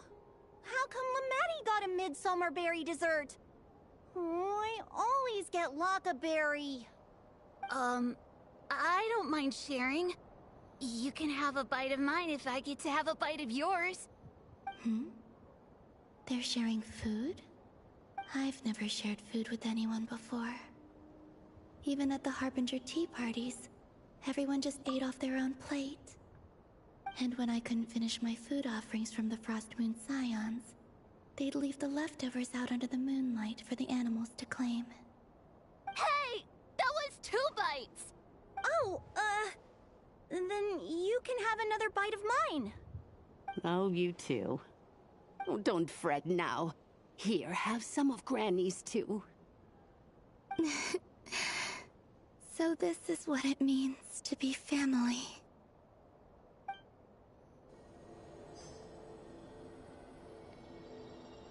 I still can't get over how pretty she is. Oh. This ethereal thing is not going to be a part of her kit at all. I don't imagine it'll be an option. Jesus Christ, dude. I wish that I could easily like just remove the HUD. That's a freaking gorgeous shot. Wow.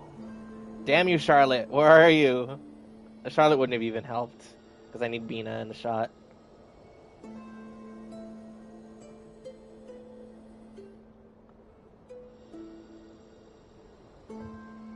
So just fill these balloons with air, right?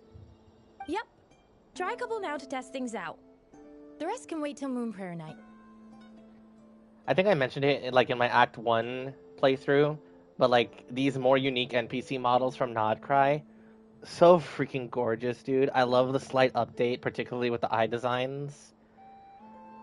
Minnie from the Dragon Spine event, super adorable. I just love the way that these NPCs look. Think fast. Rita!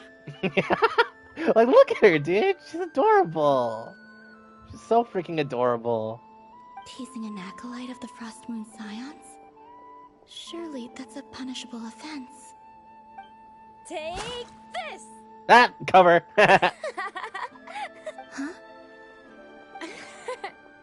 Alright, enough horsing around. Lady Lauma gave us a task. We should get back to it. The task is just to check that the balloons don't leak, right? Doesn't matter if we fill them with air or water. Okay, you got me there. And you got me there. But still, we can't use all the balloons before the festival even starts. We won't use all of them. And as long as Lady Lauma's trusted acolyte doesn't snitch, this can stay as a little secret between friends. A couple more can't do any harm, right? Dude, she looks so smug when she's doing that. Oh, you menace. Then, think fast! Is pumping a balloon full of water really so much fun? Oh my gosh, she's so adorable. Ah! My heart can't take it, guys. I need her. This is so fun.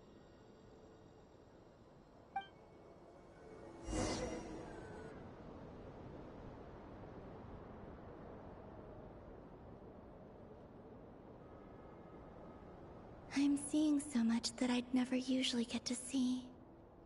They'd never act like this when I was around. It's nice, being able to just watch people in peace in these final moments. What a rare opportunity. I think I'll go take a look around Nasha Town, too. Maybe the Traveler will be there.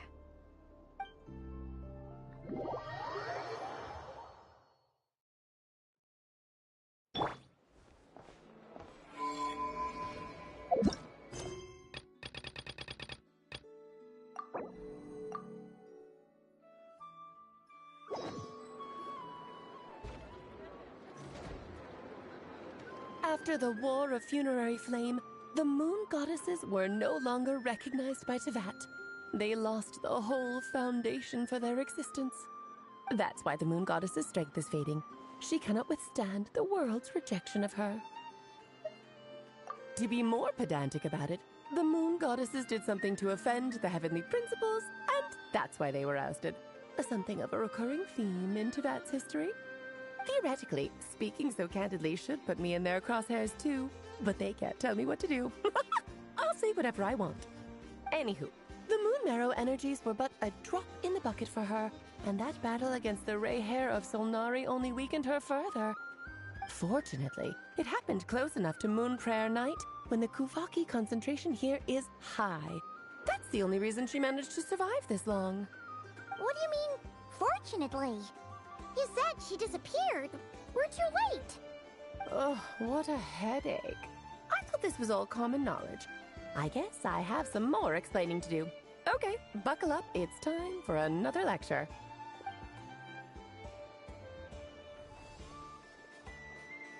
Now, I said earlier that the Moon Goddesses lost the foundation for their existence. The reason for that has to do with the natural order. Basically, the rationale for their existence in Teyvat was lost. The same logic applies to the present Moon Goddess too. Consider her existence so far. Her comrades in the Fatui called her Damselette. And she was worshipped as Kutar by the Frost Moon Scions.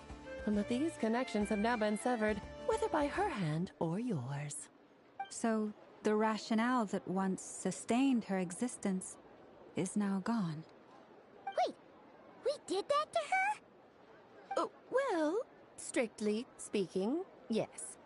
But let's not start pointing fingers, shall we? I'll only end up as the big bad villain, and that's not the kind of final boss I want to be. Of course I do. I'm only the greatest mage in the whole entire world. Now, if you wish to find your Moon Goddess, there are two problems we need to solve. Firstly, we'll need to strengthen the connection between her and Teyvat, at least enough to sustain her until Moon Prayer Night. Strengthen her connection? But does that mean I'll have to rally all the Frost Moon faithful behind this? I'm afraid a bygone faith and a former home won't be of any help to her now. Do you know her name? Her name? Oh, yes. Names are very important things. A name is a fundamental concept that anchors one's entire existence. Then your first job is to find it. As a Moon Goddess, I'm sure she must have a name she identifies with. Neither Columbina nor Kutar is her true name, and she's never really accepted either of them. So, finding out her real name is enough to sustain her existence? Yes, I know it sounds like a small step, but every journey begins that way. So for now, that's all we need to focus on. The second problem is with her plan to use the Moon Marrows to return to the moon. Unfortunately, piercing through the false sky will take an enormous amount of power. Given her current condition, she won't be able to provide anywhere near enough power, even if she recovers her physical form. But no need to fret. Nicole's the expert in this field, and I'm sure she'll figure something out. Wait, Mage N is going to help us out too? That means we've got 2 Hexencircle mages on the case. This is turning into a pretty big deal. Actually, this is more of a side quest for me. Like you said, I'm a busy lady, so I can't stay for too long. I'll have to return to Teyvat's border soon. That's the upside you get for looking out for my little Klee. Hopefully that will incentivize you to carry on keeping her company in the future. Anyway, jokes aside, you'd better get moving. It will take quite a miracle for the Moon Goddess's consciousness to hold out till Moon Prayer Night. Oh, I suppose I might as well tell you where Nicole is before I leave. Off you go now. time to meet your new friend. Oh, yes. And a little suggestion. Don't forget to mind your heads. What? I wonder how Durin's doing. I should really go see him before I head back. You really are super busy. I most certainly am. There's so many children I have to keep tabs on just in Mondstadt. Durin, Albedo, Venti, Varka. Klee didn't make the list, huh? Of course not. Klee is my pride and joy. I have no qualms about her, because she's the best child in the whole wide world. Yep. Klee's a little angel. I'm glad you agree. Well, all the best. See you when I see you.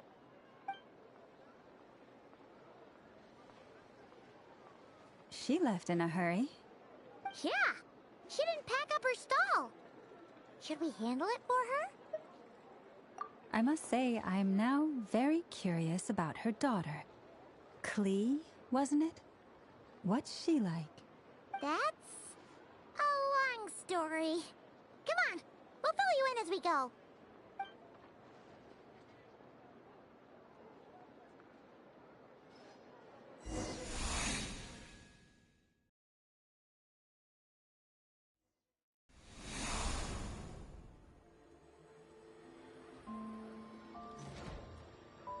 What a lively place.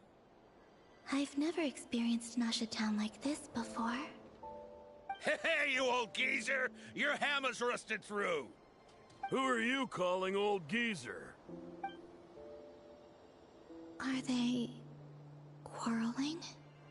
I'm looking right at him! You've really gone downhill since giving your daughter free rein in the workshop. Can you even swing a hammer anymore? It shouldn't take you days just to fix a single chair! You might as well use that hammer to massage my back for all the good it's doing. Don't run your mouth, or you'll get a back massage that'll put you in bed for the rest of your life. Look, the materials haven't arrived yet, all right? You know how busy it gets in the days before Moon Prayer Night. I'll bet you send all the materials to your little princess. Blood's always thicker than water, huh? All right, you've made your point, Uncle Kusky. As soon as the materials arrive, fixing your chair will be the #1 priority. And Dad, if you've got time to chat, why don't you lend me a hand, See? Lolka knows what the score is. I guess they're friends. But the way they spoke to each other was so ugly. Then again, it wouldn't be the first time I've seen something like this. Columbina! Sing outside my door in the middle of the night one more time, and I'll unscrew your vocal cords. You hear me? Damn. Alright. I do kind of miss Sandrone. A little bit. But I'm sure she'll show up sometime soon. Oh, Sandrone. So that was her way of trying to be friends with me. I don't know about that. But maybe? What a pity. I won't get the chance to say any ugly things in reply. I don't think you would be able to do it anyway, Columbina. Truth be told, you're too sweet.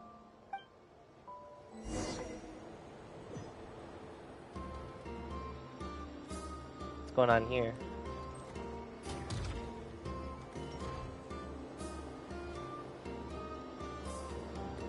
God, I really hope that these are her normal animations, dude. I'm so like, I want that. Have you decided what to give her for Moon Prayer Night?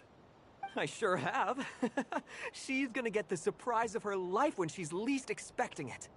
Then I'll whip out the ring and pop the question. The surprise of her life. What a fun turn of phrase. Cool, I get the picture. You can spare me the gushy details. Ooh, looks like we have a customer. Hello there, ma'am. Would you like some Moon Prayer Night candy? They're not talking to her. Huh? Is he talking to me? Can he see me? Here you go. Oh. Come back anytime. Right. Now, where were we? I don't know why, but I still held out hope.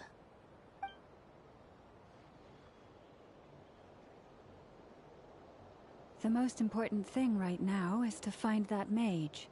This name thing seems super important too, but where do we even start looking?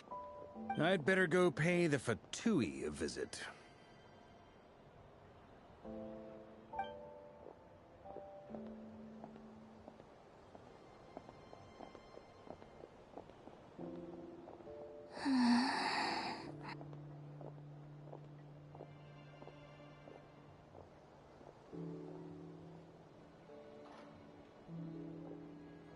I feel so bad for Columbina. Columbina? Ah!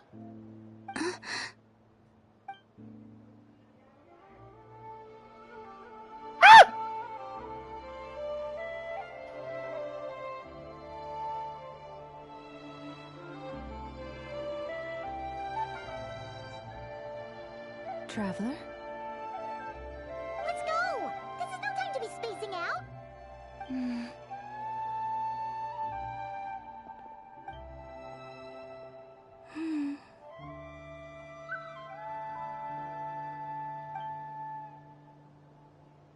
Oh, she's gonna follow. So cute. Yes, stay quietly by our side. Do not leave. Do not leave. You follow me. Okay? Okay. So you follow. Let's look for Nicole and see what she has to say. Oh, I'm excited. I'm gonna start from the statue. I love Columbina so much. Quickly rising among some of my favorite characters in Genshin. And I'd say it's hard for characters to do that among, like, all possible facets. Because there are some that, like, they can become your favorites based off their kit, combat style, personality, appearance, and such. And,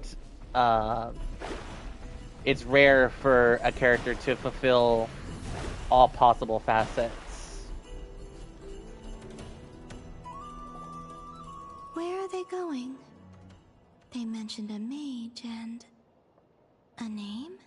She's bouncy. She's so cute. So, Mr. Varka, are you acquainted with this Nicole? Or should I call her Mage N? Ah, not really. We've never met, though she has come up in conversation. From what I've gathered, Alice kinda took Nicole under her wing. Taught her how to speak in a more ladylike fashion. That kind of thing. Right, because if I'm not mistaken, I think Nicole is like a reincarnated Seelie. I think.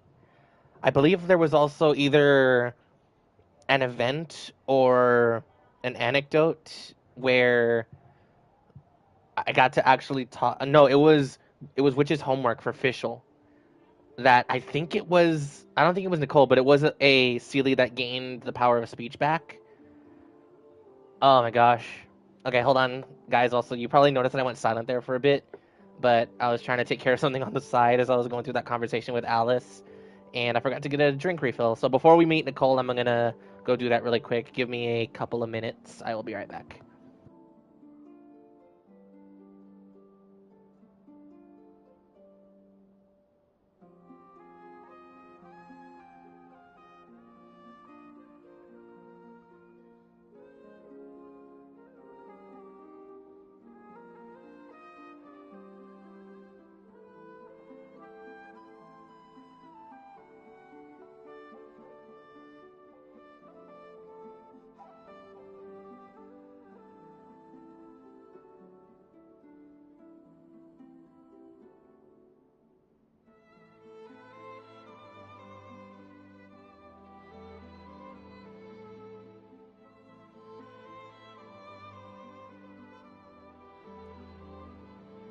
All right, we're back. I'm interested to like after seeing Alice, I'm pretty interested to see what's going to be going on with Nicole here. I'm also surprised that like they're saving Moonprayer Night for Act 6. I thought that was going to be Act 5 first, but apparently not. And it's possible that I think the acts overall are going to be relatively shorter comparatively. Alright, checking a couple of last minute things here. Alright. Huh. Hard to imagine Alice as an etiquette coach. Well, if you know Nicole's history, it's not exactly a wild assumption to make. Also, Columbina just being in the background. I love her so much, guys. Yeah, Alice is a larger-than-life personality, I'll give you that. But then again, that's why she's able to draw such an eclectic mix of people into her inner circle. If I remember correctly, being an interesting person is actually one of her main entry requirements. So, if you ever wanted to join the Hexenzirkel, I'm sure you'd both be eligible to apply. Hey! Don't go around making promises on Alice's behalf. Paimon, why would you even want to join the Hexenzirkel anyway? Hypothetically. I wouldn't dare. I'm just trying to paint a picture of the Hexenzirkel for you. Okay, sure. Anyway, since none of us have ever met Nicole, how are we supposed to find her? We can't just go up to every woman in sight and ask, hey, are you Nicole? Maybe something she's wearing will give it away? Like, a windbloom pinned to her chest or something. Wait a minute. Alice never said Nicole was from Mondstadt. Oh, true. I mean, what about a tea set? I recall that each mage has their own cup. That would be this young lady, then? Oh, look at the lens flare! Look at the lens flare! Oh, she already looks so pretty. Oh, that's not a Geovision. Holy moly. Sorry to disturb you, but are you Miss Nicole? Varka, Knight of Boreas of the Knights of Favonius. Alice might have mentioned me before. Actual vocal sounds from her. I do know that she doesn't speak in, like, normal tongue. Have we got the wrong person? Sorry. Well, this is awkward. And cue Nicole on the next line. When I shook my head, I meant, no, Alice hasn't mentioned you before. Huh? Where is this voice coming from? She's in your head. My apologies. For certain reasons, I am unable to speak. This is the only way I can communicate with you. Dude, that is freaking wild. That is so cool. It might take some getting used to, but I hope you can understand. Dude, she is unironically so freaking pretty. Hey, it's fine. I'm more shocked by the fact that Alice never speaks about me. As for you two, we have crossed paths twice before. Oh, only twice. But it is nonetheless a pleasure to finally meet you. It's really you! Thanks for all your guidance in the past. I wonder if Bina is picking any of this up. You're quite welcome. This time, things are different. We have reached the unwritten pages of the story. You might say that we stand at the crossroads of fate. Now then, allow me to formally introduce myself. My name is... Oh my goodness. Holy crap, she looks so good. Oh my dear lord. Chat. Oh my god. I'm stun locked. Holy crap, she's so gorgeous, dude. Wow. Oh my god, I can't speak. I'm actually stun locked. I'm sorry, hold on. Wow. Oh my gosh. I can't. I can't. She looks amazing. Wow. Nicole, the unappreciated master sculptor, the immortal literary giant, if only they'd write, and the silent angel, yet also the orator, the instant they utter a word, etc., etc. In summary, to remain silent is to be the observer of this world. Guys, holy crap, she looks awesome. She looks amazing. Wow. Holy freaking crap, dude. No, stop! Alice! I can't believe it. Up, she can fourth wall break too. I had a whole speech prepared. I'd agonized over every single word. She always picks the worst moments to ruin other people's plans. And she's so adorable too, guys. Oh my gosh. See, this is what I was just talking about. Nicole has me on appearance alone so far. Like, that is insane. She looks so pretty. It's so wild. I'm so sorry about that. Alice took the liberty of devising some bespoke self-introduction magic for each member of the Hexen Circle. But I could have sworn I deleted all of the triggering conditions for it. How did it bypass everything? Oh gosh, this is so embarrassing. Ma'am, they can probably hear you. This is a very different side of Nicole than what we're used to. Is she not used to face-to-face interactions? Don't worry about it. We've seen that introduction magic once already, so it wasn't too much of a shock. Please go on, Miss Nicole. We'd love to hear what you have to say, or, well, communicate. Huh? Are they talking to this lady? She's not getting it. But will you all promise to forget that horrendously embarrassing introduction? Absolutely not. We loved it, but continue. Sorry? Embarrassing? When? Exactly. Yes, angel. That's also, like, that's what the Sealies are. They're angels. Wait, angel wasn't in the list, was it? Or am I just stupid? Yes. My name is Nicole, and I am one of a very few angels who have retained both their preferred form and their power. The Traveler and Paimon should be no strangers to this concept. There is another of our kind in Natlan. They call her the Lord of the Night. Alright! Paimon remembers her. Yeah, although we've never seen her in person. Yes. Well, I have retained more of my power than she. It's because I don't have a long-term duty to fulfill. To be more specific, no. We'll be here all day if I get into the specifics. Moving on. If I'm not mistaken, you are here because you wish to learn how one might reach the moon beyond the sky. Yes. That's right. Is that something you can give us any guidance on? Yes, I do know a way. It began with the Hyperboreans, who lived after the War of Funerary Flame. Blank looks. Maybe I should start with the background of the war. Or maybe not. It shouldn't be an issue. I'll fill in the gaps for you when we have more time.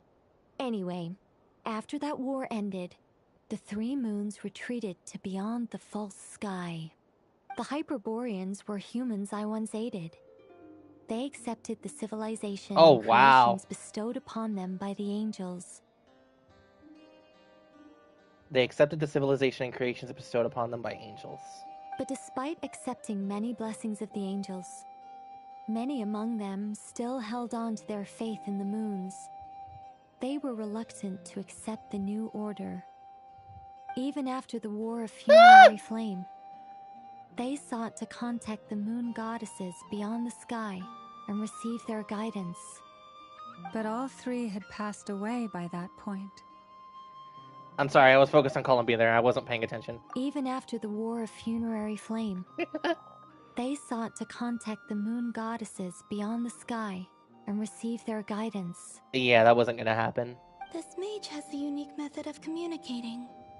Is she talking about the moons? Yes, but they did not know. And so, still they prayed for the moon goddess's mercy. After building titanic structures that consumed vast amounts of Kuvaki, at last they glimpsed the moons and heard their voices. But of course, they were gravely disappointed, for it was then that they realized the three moon goddesses were dead. Oh, that's such a sad story. It is. Humanity was in a very sorry state at that time. The angels who had once aided them were gone, and the War of Funerary Flames had left them homeless and destitute. Just a second, I gotta ask. How relevant is all this history to the task at hand? Well, I mean, it's... Okay, it seems we've drifted into irrelevant narrative waters. Varka, let ma'am talk. I'm interested. Come on, bro. It's been a while since I've had the chance to speak inside someone's head. Huh? As soon as I got started, I lost control and the words just flowed out like a waterfall. No, please keep yapping. Go, go, go. I want to hear. Like, just tell the story. I want to hear. What I'm trying to say is... Right, yes, that's it. The relevant part is the ritual created by the Hyperboreans. Guys, she's so cute. I can't stand it. She's so adorable. She's so pretty. I love her. Ah! Damn it, Nicole. Why do I kind of like Nicole a lot more than Alice right now?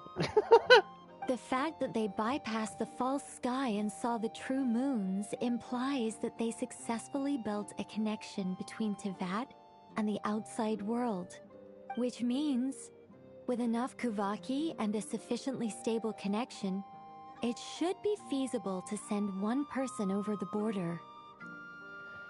Jumping into just gameplay for a second, I've been also looking at Nicole. I see zero vision on her. Not to say that she won't be playable at some point, but... Because I look at Skirk. Even so, would she be a Geo character? I don't know if that would really fit her, to be honest. Like, what would be the next best thing?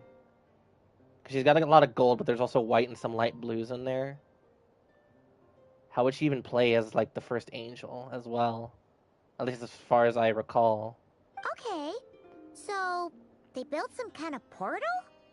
Oh, yes. A portal. Yes. Why you look so distraught at that? Is something wrong? You sound disappointed. I just didn't expect you to summarize it so well. It turns out I could have said all that in one word, if only I'd managed to think of it. No, please, it's fine. This is invaluable knowledge. I'll be sure to record and preserve everything in writing. Yes, Lauma, lore master, we love her. Keep all of this. Oh, really? Well, in that case, I Ibina. suppose I could backtrack and add some more detail.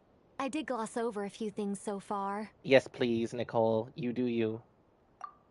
I'm also trying to get screenshots, and she keeps on freaking blinking. I'm looking at all of them, and she keeps on blinking. God damn it! It's like, Nicole, please give me a break here.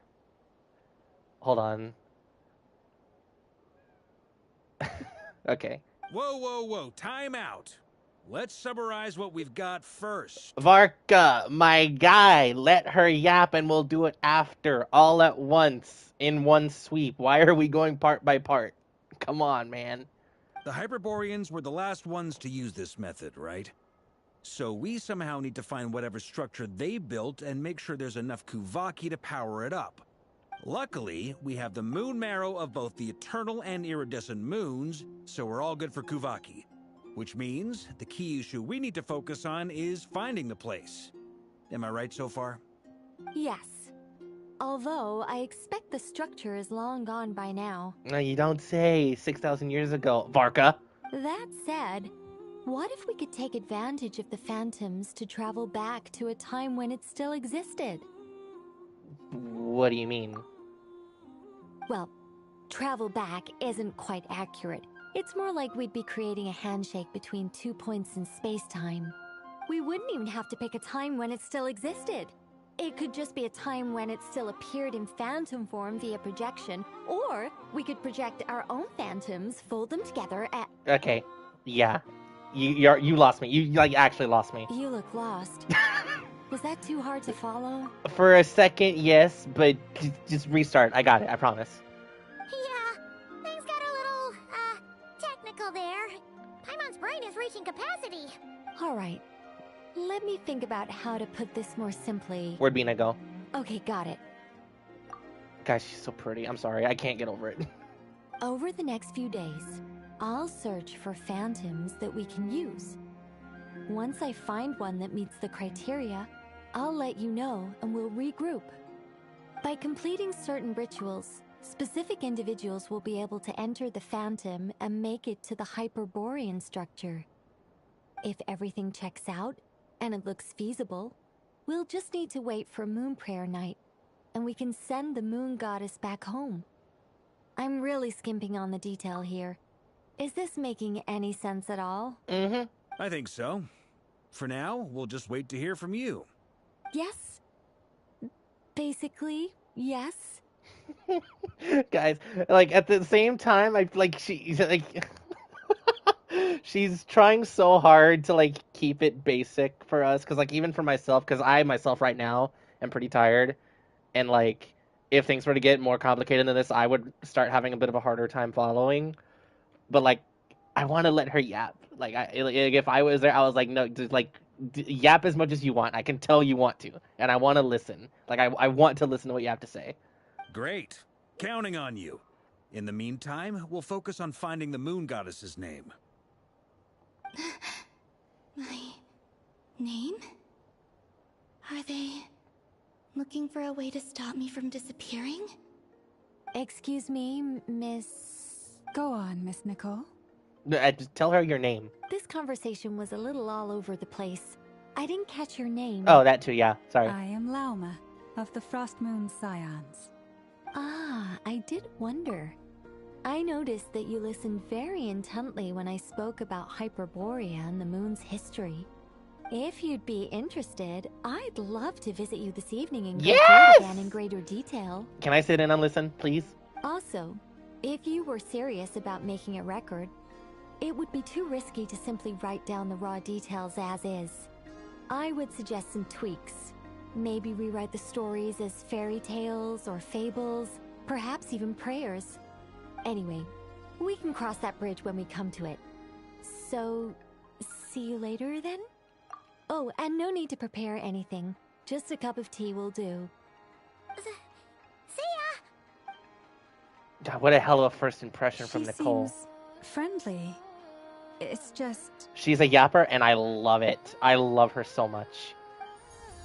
It's so nice to find someone who's actually Yes! willing to listen. I've been dying for a chance to finally go through all this systematically from start to finish. Any longer and I'd probably start forgetting it. Oh, Bina, she's so bored because she can't hear, and it's like... Dude, I love Nicole. I love Nicole. I love Nicole. I love Nicole. I love Nicole. Like, I love her more than Alice. I feel bad saying that, but I love her more than Alice. I really do. It's like... Damn it, Alice. Alice, you have been, like... You have been teased since 1.0. Because I think Klee was also... I think Klee was the second 5-star after Venti. I didn't play during the 1.x series of patches, so I don't know exactly, but... Going as far back as, like, Klee's demo, I'm pretty sure Alice was mentioned in there. Or even so, just some of Klee's supplemental material at the time. So, like, Alice has been a thing in the game for God knows how long, and I think appeared first in-game during 1.6 at the Golden Apple Archipelago. And, like, it finally coming to fruition in Luna 3 for Nodcry before Snezhnaya, and it's like, Alice is here, but damn it, Nicole's here, and I like Nicole more. It's like, damn it. Like, why? Like, Nicole has only really been teased for, like, half the time. And, again, guys, Nicole, she is so freaking pretty, dude. I love her. Ay, ay, ay. Oh, man. And then Bina just in the background, being adorable as ever. Cute as a button. Ugh. Now Paimon gets why Alice told us to mind our heads. Ha ha ha ha! What did I tell you? A lot of quirky people in Alice's orbit. I just want to get more pictures of Bina being adorable. Now then, the next order of business is, where do we start looking for the Moon Goddess's name? Did we not think to ask Nicole for at least a starting point for that? Maybe the rest of what Nicole has to say might give us some clues. Once I've heard her out, I'll summarize the salient points and share them with you all. Okay, yeah, she's gonna go yap to you. Just keep an ear out for anything important. I'm also inclined to review our other documents. Yes, our faith was first established by our Hyperborean ancestors, but many of the more factually accurate records are from after Kutar's birth. I have a hunch that the Fatui might know something too. Sounds like we're gonna follow Columbina's journey through Teyvat, huh? In that case, we'll start by heading to the Frostmoon Enclave. Sounds like a plan. Take this with you. I'll see about getting in touch with the Fatui. It'll probably just be Arlecchino and Sandroni again. They're the only ones who would want to help. Thank you, Mr. Varka. Don't mention it. Honestly, I'm more comfortable dealing with the Fatui than prying into the details of a young lady's childhood. Catch you later. True gentleman. I should follow them, just in case there's some way that I can help. Yes, please stick around, Bina. I need you around. What is that rumbling sound? Is that me? I don't know if that's me or not. I apologize if there's like large rumbling happening on you guys' end. I can't tell if that's me or not. Oh man, I love this act so far. Like I was kind of anticipating at the beginning, it is a lot lighter, but there are still like a lot of good stuff happening. There's still a lot of good stuff happening, and this is what I love about Genshin. I love it so much. That's wild, dude. I still can't get over Nicole. Like, she's so freaking pretty, dude. And she was just so charming and charismatic as well. Her personality just bubbling with yap energy, and that's like totally me. Like, when it gets to certain topics, there are things that I just want to tell people about, but me personally, I don't have a lot of people that I can tell those things to. So I kind of identify with her on that front. Alright, let's see what's going on here. Oh yeah, the library. A while ago, I took the time to organize all documents in our possession that pertain to Kutar. What you see here is the material I consider reliable. Bina just kind of skirted in. Did you guys see that? Just thinking about it again, that's funny. Hmm? You're saying there's unreliable material too? Yes. Most of the information we have was transmitted through an oral tradition. Inevitably, some of her stories were mythologized and deified over the years through countless retellings. That's why I organized them into reliable and unreliable. There's no sense seeking answers in history unless we can ensure the veracity of the historical record. Makes sense. Alright, let's take a look through. Ay, Bina. Clear and concise would be one way to describe the writing style of these historical records, but you could just as easily describe them as terse and dry. And since Llama already knows the material like the back of her hand, the quest to find any new information in these texts is tough going. Almost all these records refer to Kutar instead of Columbina. Although neither of those is her real name. Paimon's not sure what point she's trying to make. What we can gather from these records is that the Frostmoon Scions worshipped her as a god, placing impossible expectations upon her. I cannot fault them for their earnest faith, but for all their devotion, worshipping her day in, day out changed nothing. I imagine that none of it resonated with Columbina. It wouldn't surprise me if, even back then, she had already begun to reject the name Kutar and everything it represented. Lauma speaks the truth. When I heard them call upon Kutar with hope and expectation in their voices, they may as well have been calling upon somebody else. When you were organizing these texts, what criteria did you use? Well, that's a bit complicated. I looked at the level of detail, perceived authenticity, prose style, and how realistic their portrayal of Kutar seemed to be. Amongst the Frostmoon Scions of today, only I know of her existence, and I alone have spoken to her face to face. As such, I know that there are certain things she simply would never do. That being said, I have sensed some changes in her lately. Changes? Me? Seems like this is getting us nowhere. For what it's worth, why don't we check the unreliable sources too? Sure. Give me a moment. Oh boy. And now she's up there. Exerting but a fraction of her divine might, Kutar sheared a great mass from the snow-capped mountain and cast it into the sea, upon whose surface shone the mirror image of the moon. Thus was formed the island of Hisi. Yeah, that's a lie. Yeah, see? So yeah, that's a lie. Yeah, right. That doesn't even begin to pass the sniff test. The 3 moons are not but lies through and through. Only one moon has ever shone for us, and Kutar is her name. The subjectivity is strong with this one. The vast majority of ancient texts are filled with fanciful tales like these. I trust you understand my criteria a little better now. Yeah. Kutar did not speak, merely gazing into the distance in silence. And where her gaze landed, this was her prophecy. Clearly, whoever wrote this text never even met Kutar. Otherwise, they'd know that her eyes are always closed. What about you, Traveler? What are you reading? Seems like a collection of anecdotes. Come on, let Paimon see. The child wished to build a wooden nest with which to shield a fledgling bird from the cold. But being so young and lacking in strength, the child could not snap the branches from the trees. Kutar was passing by.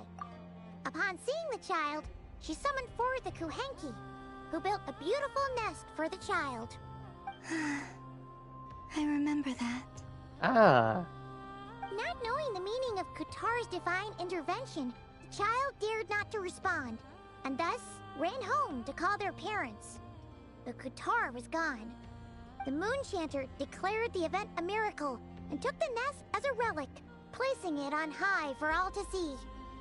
The child was named as one favored by the goddess and was greatly respected amongst the people. Yet, no further miracles were bestowed, and this matter was forgotten in but a few years. Huh. Any thoughts after reading that? If it's true, which it is, gives off a somewhat lonesome feeling. Yeah. Halabina probably just wanted to join the kid in making nests. Ah. I'd originally considered this a fabrication, because Kutar did not perform any similar actions in subsequent records. But now that I think about it, it does seem like something Columbina would do. It's just that... She didn't know how other people would interpret her actions. She was probably worried about making things difficult for people. And so, she gradually stopped joining in. Yes. Oh, that's so sad.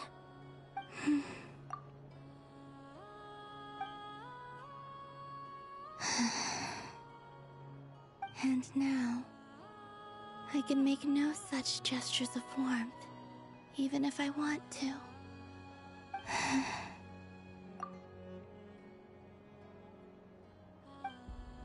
That was a powerful Still no image. name.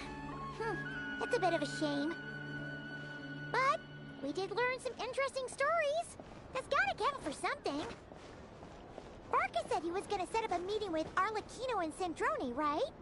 Let's go back to Nasha and see how he's doing. Hoyoverse, my immersion is broken. You have removed the nest. Should have kept it there. I would have also liked to have Columbina just kind of standing around doing her own thing. Not gonna let the gift horse in the mouth. Not gonna look a gift horse in the mouth. Like, excuse me. I can't speak. You guys know what I mean. Let's go see Varka before I freaking lose my mind even more. What's going on down here?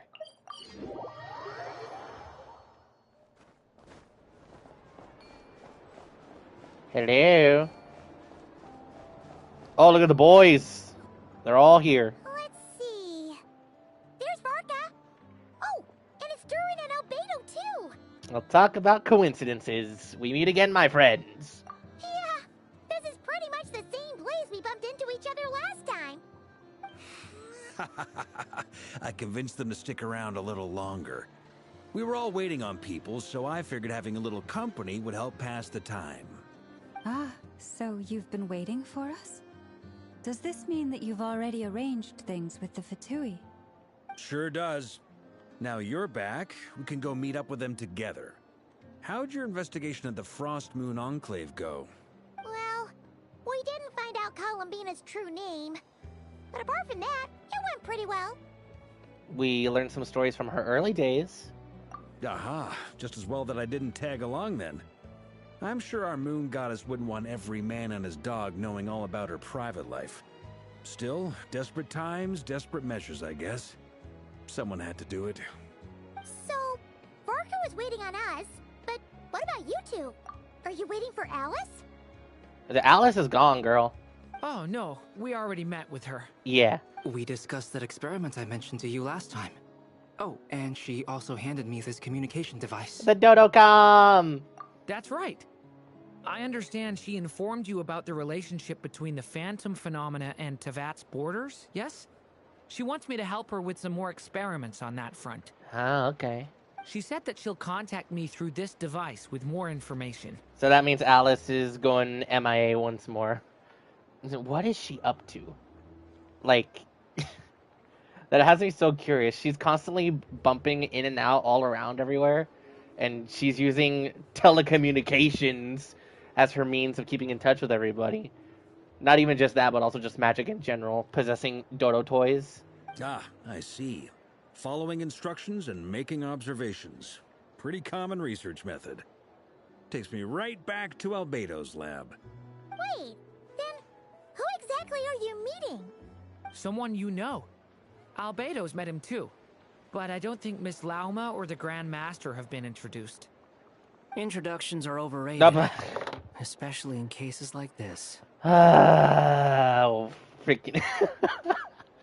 Why is Wanderer here, man? What is it? Well, Durin's here. I suppose it would make sense. It's you! So? It's not like the Academia has prohibitions against going abroad. Also, I applied for leave. Well, good for you, buddy. I've been writing to Hat Guy since obtaining a human form. I've already brought him up to speed on everything that's been going on in Nodcry. Hat Guy? Don't worry about it. Just use that name and move on. Turns out, I actually have heard that name before. Oh? Then why did you react the same way I did? I only knew the name, not the fella.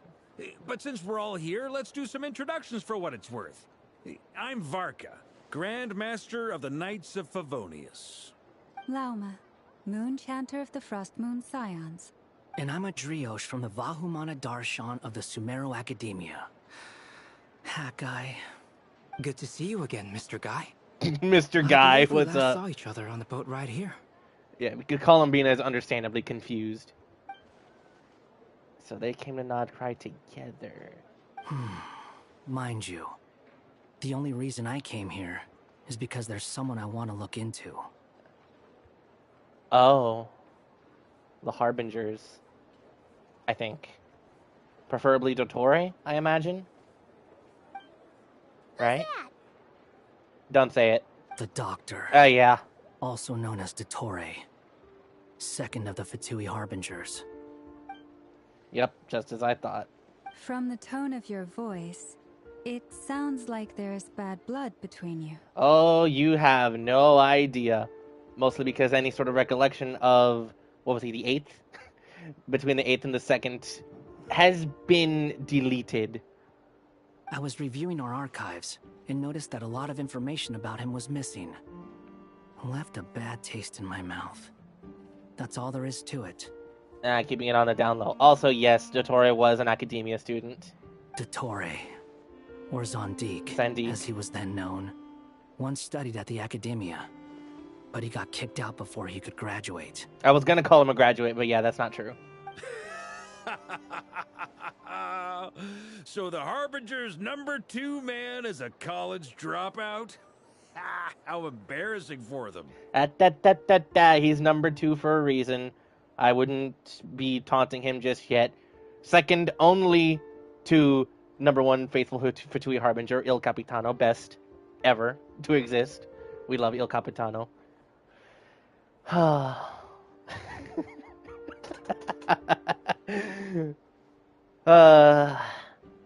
I'm just taking it all in, guys. I love this game. Last we heard, board. He was planning something. We actually heard that a few times before, even coming to Nocry. But we haven't seen a trace of him since we got here. He only appears when something interests him. For all we know, he might have left already. But the fact he did something here at all is worth noting. It'll fill a couple extra lines in his file. Why does it sound less like a file you're writing and more like a criminal record? Anyway, we were just about to meet 2 of the other Harbingers. Want to come along? You might learn a thing or two about him there. Sure. I'm so curious how they're gonna react to him. Obviously, there'd be 0 recognition at all because of the whole Irminsul deletion thing. But like, it's gonna be so funny because bro is here and he's like, I remember all of you. Oh my god, right, and Bina's here too. Bina doesn't know who the hell this guy is. Even though they're harbingers, well, they're old acquaintances of ours, so, you know, when you talk to them, try to be... Don't worry, I think he's got it.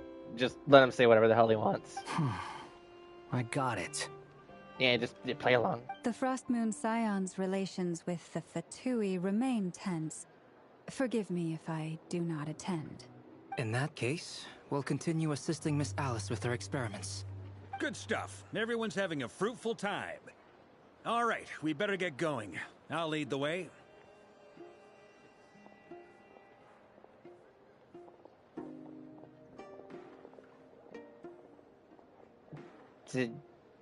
Yeah, by the way, guys, Masashi, I forgot why I named him that. I know that there was an actual reason for the name that I picked. It is Japanese, so for Inazuma, obviously, because that's where he's from.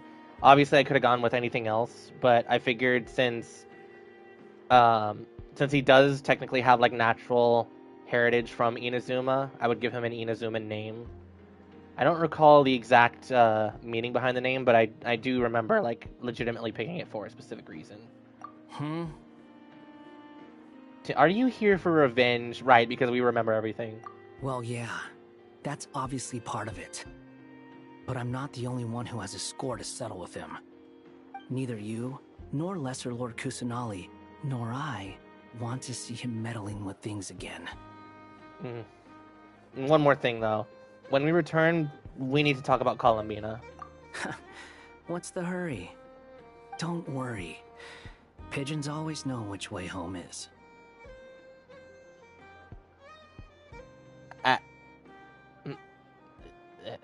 Okay. Whatever. After the conversation ends, the group listens to 2 Hoyo bursts. You made it. Who is this? Don't worry about it. The name usually means commander or ambition. Why did I pick that then? If that's accurate, why did I pick that then? Because neither of those really apply to him in a way. I guess maybe the ambition for trying to start up a new life away from everything. But then again, he still obviously has a chip on his shoulder for Dottore because of what the hell Dottore did to him while he was a Harbinger, considering that he's a puppet and all. And now that we have effectively 4 Harbingers all in the same place,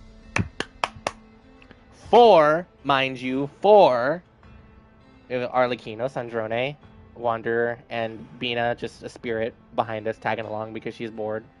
Not bored, but like, I mean, you guys get it. I just enjoy like actually having her around. A scholar from Sumeru. They call him Hat Guy. He's an old friend of the Travelers. Wait, this is the academia representative you wrote about? He doesn't exactly look the part. Ay, Bina. She's so adorable. I believe this will prove my identity. You'll notice it bears the seal of the Sanctuary of Surasthana. Well, what do you know? So it does. All right then. My mistake. It's fine. I expected as much. What? So as I mentioned in my letter, the Academia's got its eyes on Dottore. But this matter remains top secret. Apart from those assisting in the investigation, the fewer people who know, the better. If anyone asks, I'm here in Nocry to pursue my personal academic interests. Gotta save Arca. You did pretty well to keep all this under wraps for so long. Sounds like you got in touch with the academia about this way back.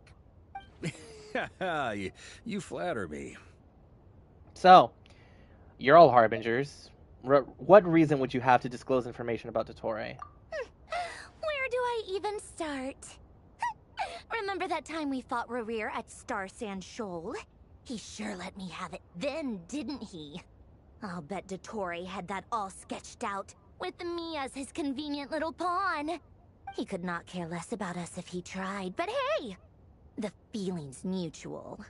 Does Dottore really strike you as the sort who values his relationships with his colleagues? Absolutely not. Fair point. Definitely not. Which is why I always keep my guard up whenever he starts making suspicious moves.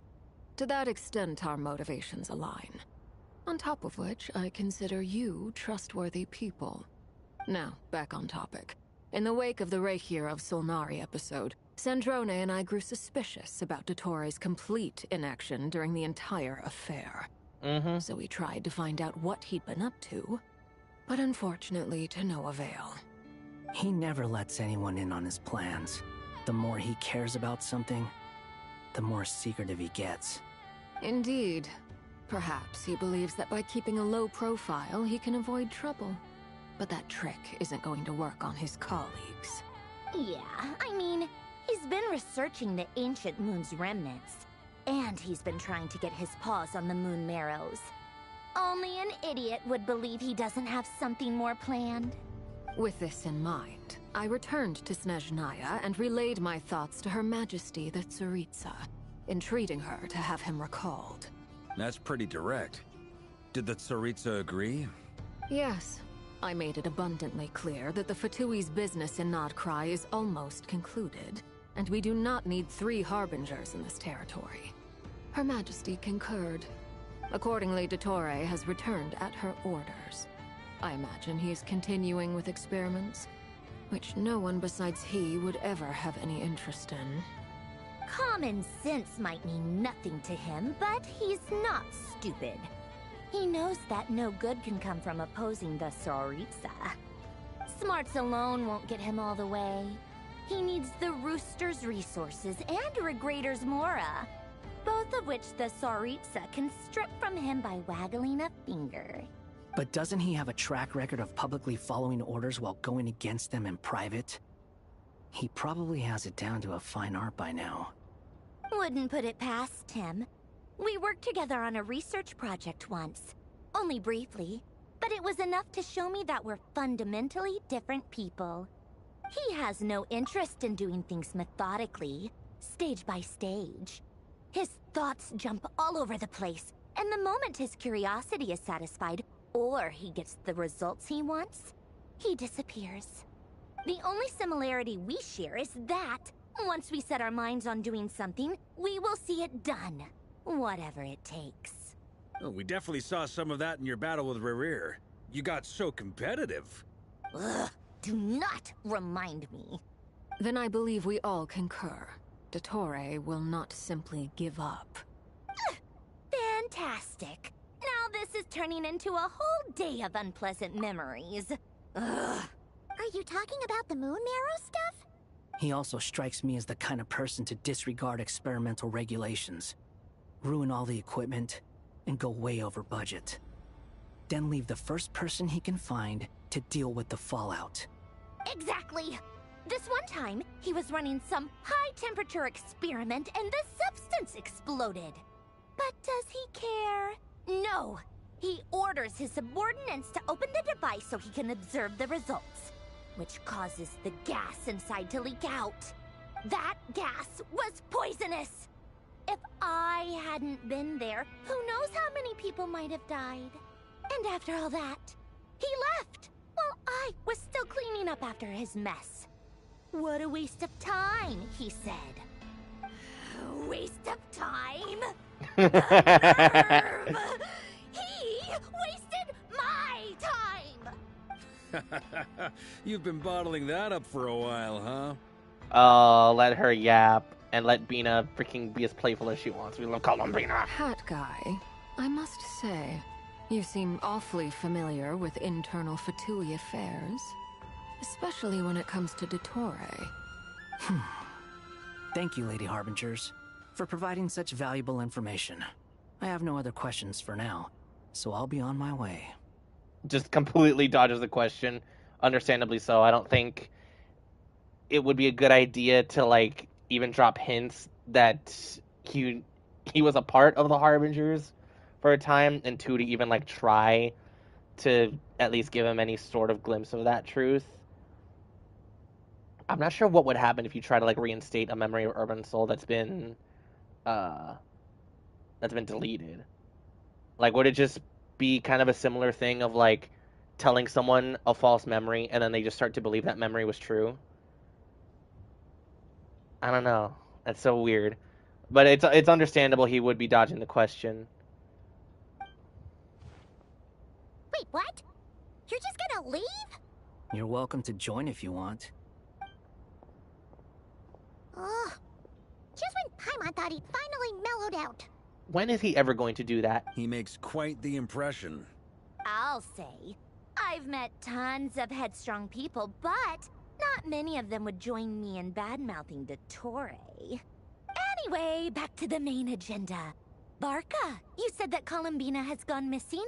Or rather, disappeared. Yeah. We're working on building a connection between her and this world.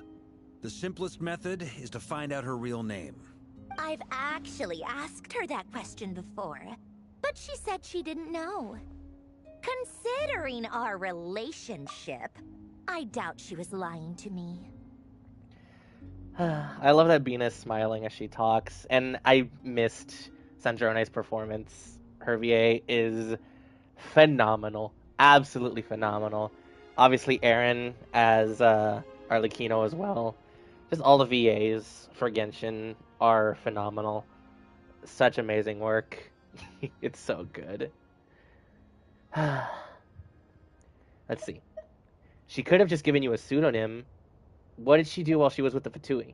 As far as I recall, she was never dispatched by Her Majesty to claim a gnosis or anything like that. The Tsaritsa's plans had long contained a place specifically for her.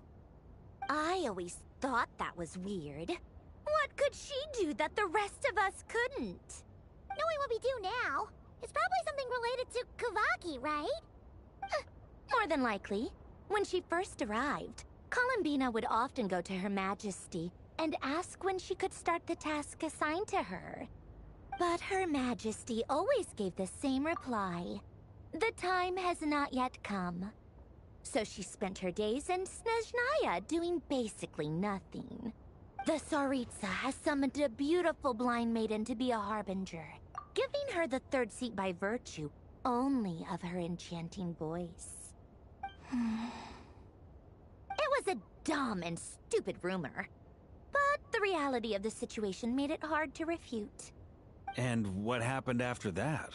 I imagine she stopped caring. She no longer seemed to care why she had been recruited, and Her Majesty never gave her any missions, so she just continued to sing in the flower garden. For my part, I was busy.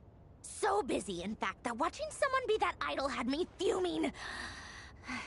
But still, I got the sense that she had long been used to a life of other people claiming she was needed when she wasn't. I just felt that having a place to stay would cost me something eventually. And so I waited quietly for the day that I would have to pay the price. And on the other end of that spectrum, you had me. Someone once told me that I had the lousiest work and the toughest luck. That's a good way of putting it. I forget who said it, but those words have always stuck with me. Sounds like... yeah, I could totally see that. And then obviously with the whole Urban Soul Erasure thing for him as well. Yeah.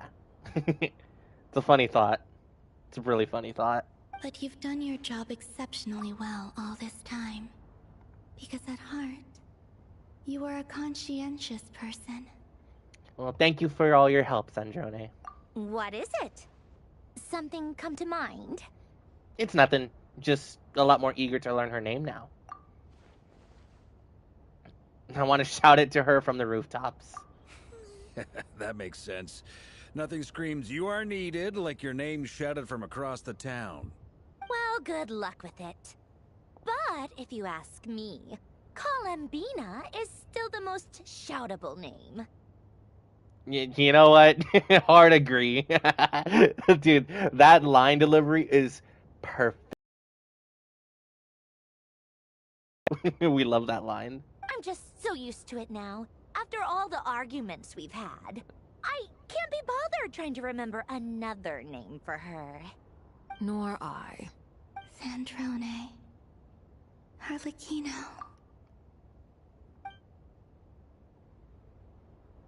I wanted to hear more stories. Huh! It's a Sealy! Does that mean Nicole has news for us? Ladies, I thank you for your hospitality. If the chance ever comes up, I definitely owe you both a drink sometime. I'm sure it will. The smug look in her eyes as she says that. You can make your own way out. Heck, you've been here enough times, you probably know your way around better than I do. Alright, well, you two take care. We'll be in touch if anything changes. Okay, time to do what adventurers do best. Follow that Sealy! Hell yeah! Mondstadt moment, let's go! Durin moment.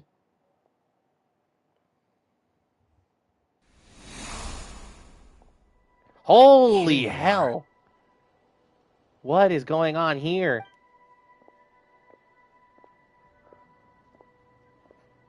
Oh, that guy. What's up, bro? How come you're back so soon? Did things go all right with the Fatui? Fine. Dotori's been summoned home by the Tsaritsa. Couldn't get much more than that. How about you? Any progress with the investigation? Unfortunately not. We've tried everything. Different phantoms, different locations, different points in history. But the results are the same each time. Abyssal monsters roaming the land. People crying out in despair, with no hope of being rescued. Every time I see it, I can't help but think, is this what it was like in Mondstadt when Dragonspine Durin attacked? And if I fail in the task I've been given, will I create yet another tragedy? That's just meaningless speculation. When we encountered similar phenomena previously, I tried to interfere with those illusions, using sounds and lights to guide them. However, we could not change their fates. At most, we were able to extend their existences. The events of the past are like fate that has been written into Irminsul. There isn't a living thing in Teyvat that can escape its past. But Miss Alice instructed us to try to find ways to change the outcome that these phantoms face. It's an impossible task. Can't you just refuse? Since she asked us to do this, I feel like it can't truly be impossible. Or if it is, well, mages can make the impossible possible. I could not have been born as Durin otherwise. But you also said that your past 39 attempts were fruitless. That's true. But you're still going. Yes. After this many futile attempts, surely you realize that you're not doing this because you still believe what some mage told you. It's because you want her hypothesis to come true. It's something you wish for deep inside. So, think for yourself about what you want to do. As long as you don't believe it's futile, it isn't. Yeah. Previous experience indicates that we cannot touch the phantoms, which limits the effectiveness of our interventions. If we want to clear this hurdle, we need to break this rule somehow. Same thought here.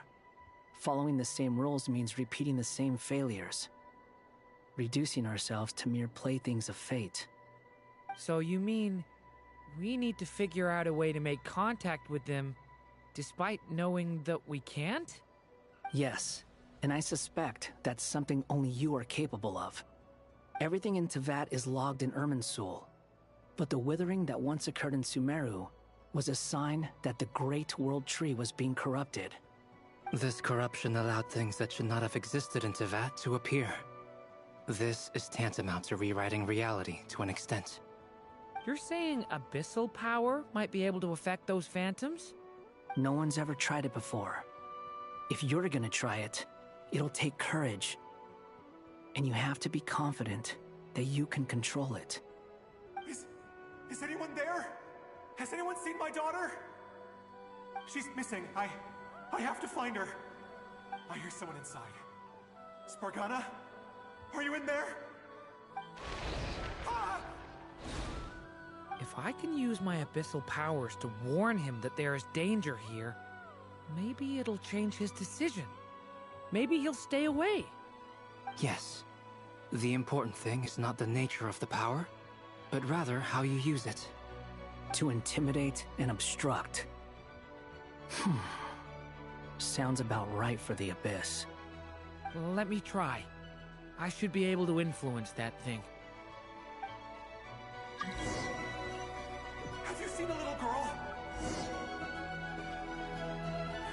What? This isn't the time for that! Just run!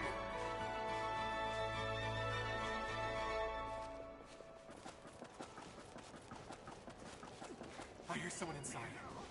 Spargana? Are you in there? Durin can use the power of the Abyss to affect the world in which the Phantom is located. For example, using it on a stone pillar will create a barrier with the Intimidate and Obstruct attributes, which will turn the effect of the choices. Okay. What is this? Looks dangerous. I should get out of here.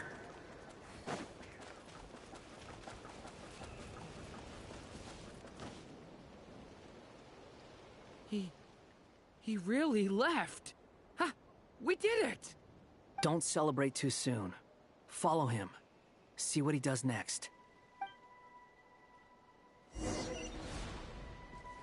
Monsters approaching from the front. You need to stop them and create an opportunity for him to hide.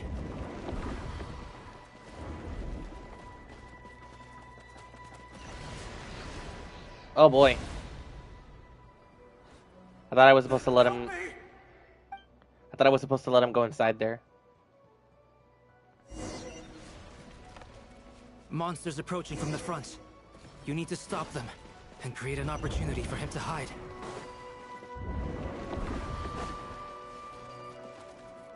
No!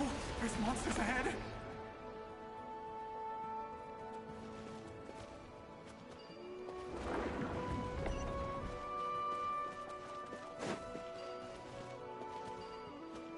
Wait, is that the barrier I saw earlier?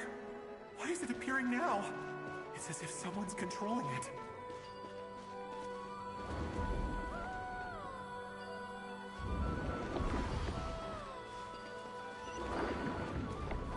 I'll let the Abyss pass. Okay. The monsters are gone.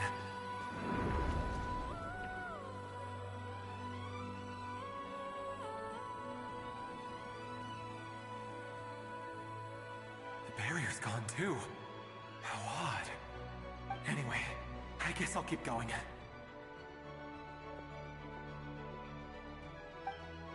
Quickly, let's keep up. Okay, I get it. Wait, there was someone else here?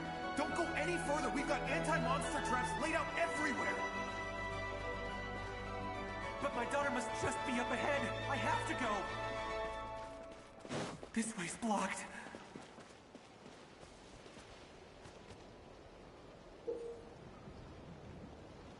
Phantom explosive We barrels. might be able to use the explosives over there, but we need to take care not to hurt him. I'll use the barrier to keep him at a safe distance. This barrier seems to be helping me somehow.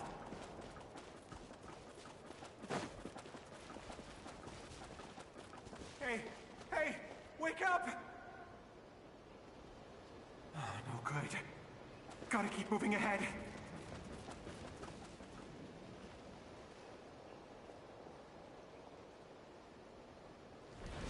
So many monsters! There's still a chance, Durin. Use the traps.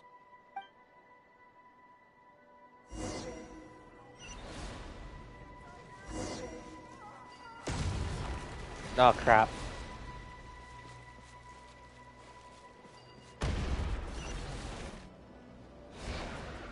Help me!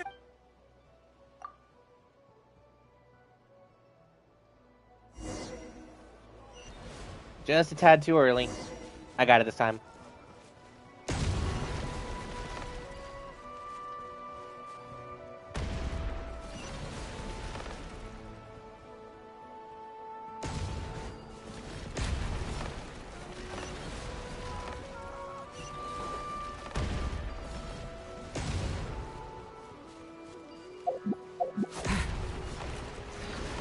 Oh, that was close. This is a new development. I've never seen this happen before. We might just be able to save this person.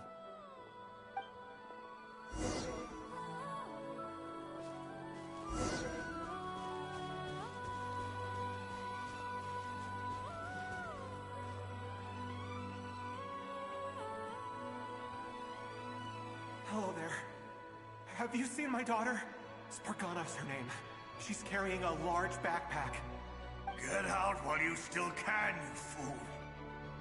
You won't find any survivors here. But I can't just leave her here. She must be so scared right now. Sorry. Wish I could help, but I haven't seen her.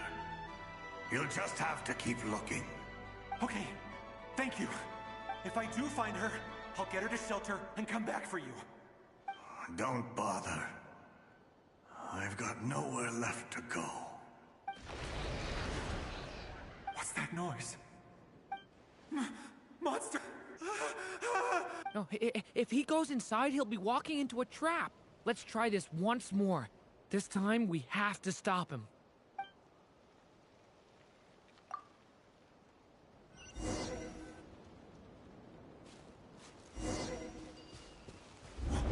Why? How will I know where Spargana's gone like this? You know what? I'll trust this strange barrier. It's gotten me this far after all.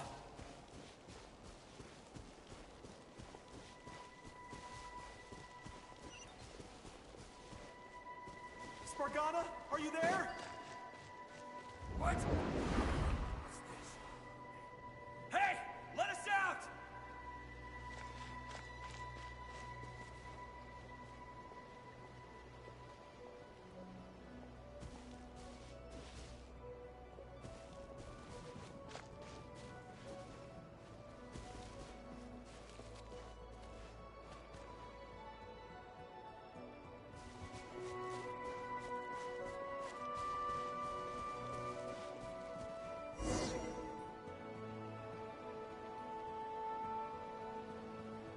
Huh? That looks like one of my daughter's books.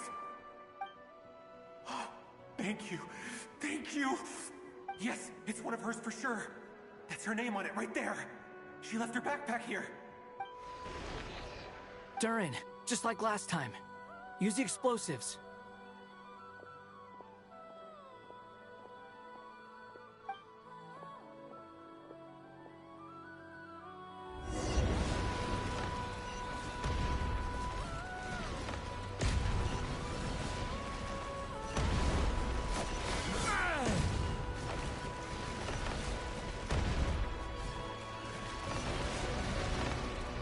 Holy crap. It won't work. There's not enough left. If he makes it in, he'll die. But then, this clue could be the key to him finding his daughter. It might not be the only one. Better he misses that clue than loses his life. I guess so.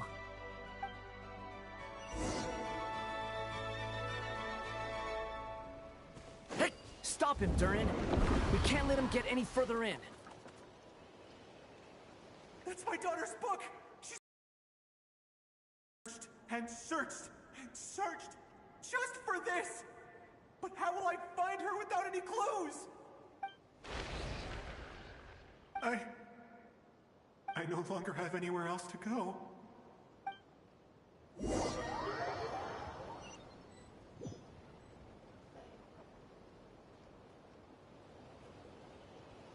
I'm sorry. I'm so sorry. He refuses to go anywhere else. Whether he opens this door or not, all that awaits him now is death. We couldn't change his fate. Albedo? Hat guy? Let's try one more time. I don't know how we're gonna do this, but I don't want to give up either.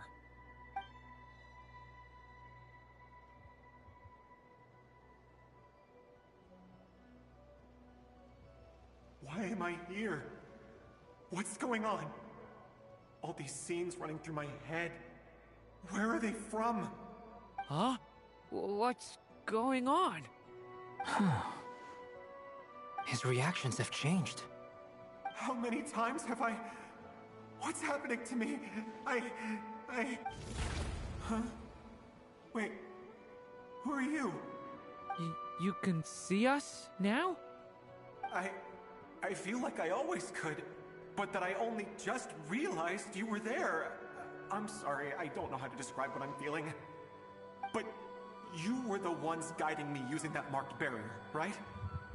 I haven't done anything yet, but those monsters, those deaths, they feel like memories. Like things I really did experience. I won't find my daughter. In fact, I'll ultimately die trying to find her. Isn't that right? Well, no, it isn't. Yes, it is. Even so, we're trying to find a way out of this. You've not seen my daughter either, have you? It seems she really isn't here.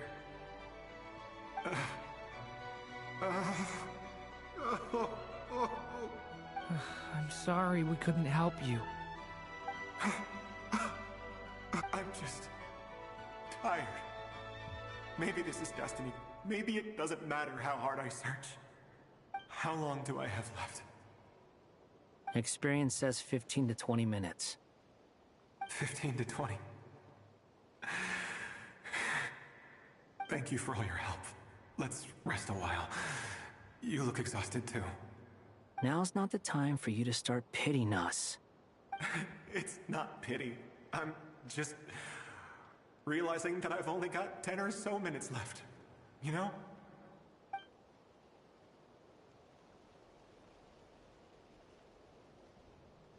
You say you're from Mondstadt, yes?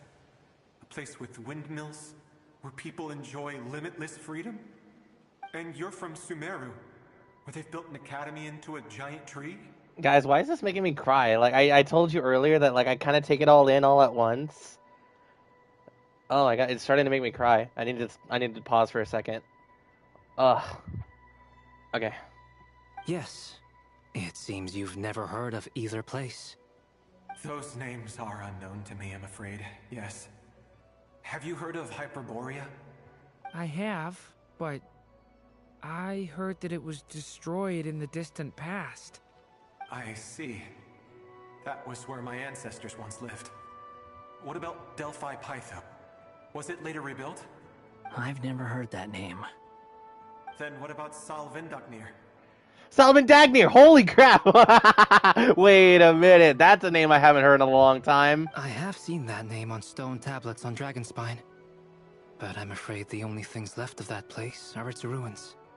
I see. Sure enough, there was no way to turn this around, huh? I'm sorry. I was the one who asked to chat, but it seems like we're too many ages apart. There's barely any common ground to start from. It's all right. We did hear something new, at least. From how you speak of your lives, things must be going all right for you, I guess. They are. Mondstadt is a place of freedom and happiness. There's a lot of good people in the church and the Knights of Favonius, and even outsiders find that it's an easy place to feel at home. We have festivals a few times a year. Everyone gets together to drink, sing, and be merry. Sumeru is a lot more uptight. Not really the kind of place where you can relax. It's a nation fraught with problems wherever you look. But if all you want in life is to seek knowledge, I guess it's pretty much paradise. That's wonderful.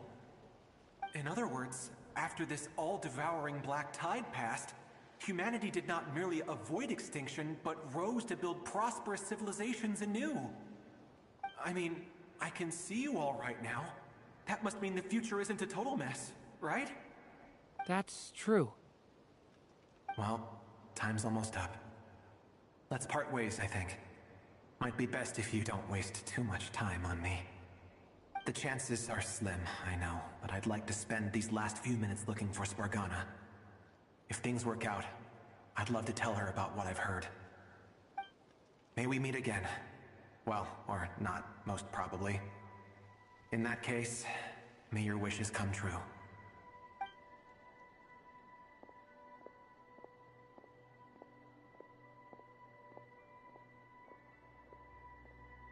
He's gone. In a few minutes, he will meet the end that was his to begin with. The ending of this tale did not change, but I believe that we've just made the most progress we have yet. May your wishes come true.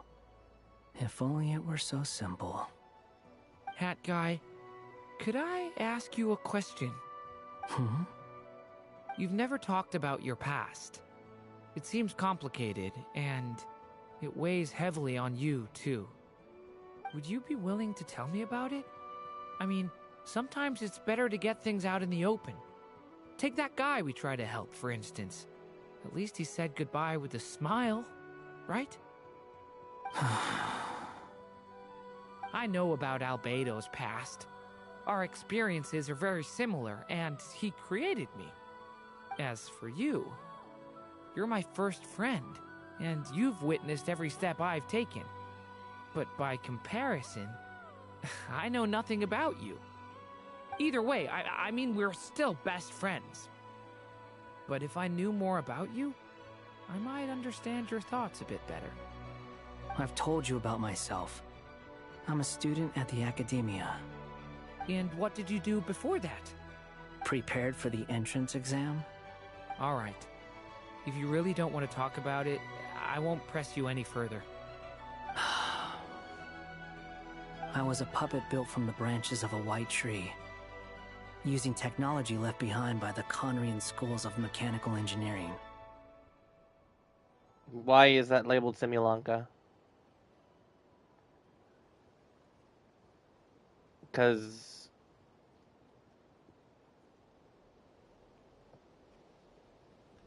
Wait, hold on. Is he actually talking about A? Because I feel like A wouldn't have used Conrian technology. I'm definitely missing some details because it was so long ago, but like... Huh.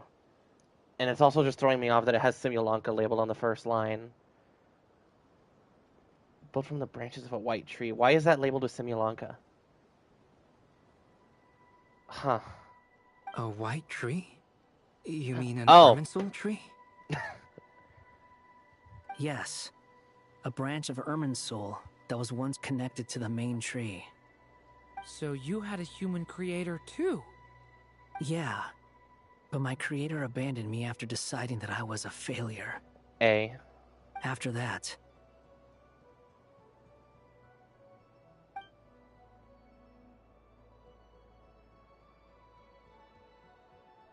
Durin. Resisting the influence of the Abyss, suppressing the urge to destroy, trying to do the right thing. None of these things are easy. But no matter how hard they are, trying to rewrite past wrongs is far harder. You asked me if you would create a new tragedy if you failed.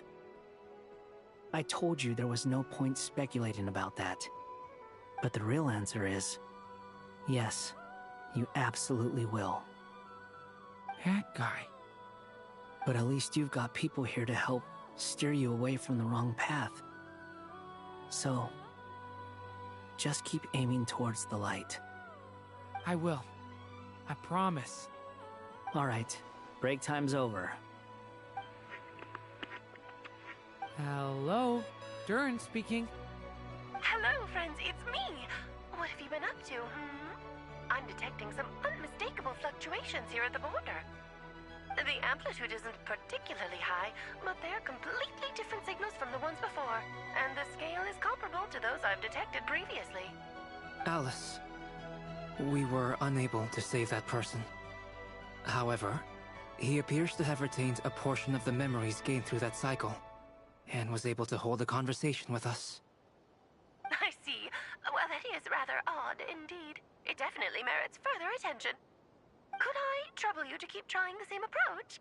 I need to gather some more data. Counting on you. I should probably have Nicole come and check this out as well. Oh no, that's it? Wow. Okay. Ain't no... There you are. I was worried you might stop to collect treasure chests opened by the Seelie along the way. It would have taken you so much longer to get here. Okay, we'll finish this section. We'll finish this section, and then we'll call it, and I'll do Act 6 tomorrow. So, it just dropped me right into Act 6. But yeah, we'll finish this, just so I can sort of end this off properly. And I'll take care of Act 6 tomorrow. That was actually a lot shorter than I thought. The act itself only being about 3 hours. Wow. That was much shorter than I thought. I thought it was going to end up being like 4 or 5.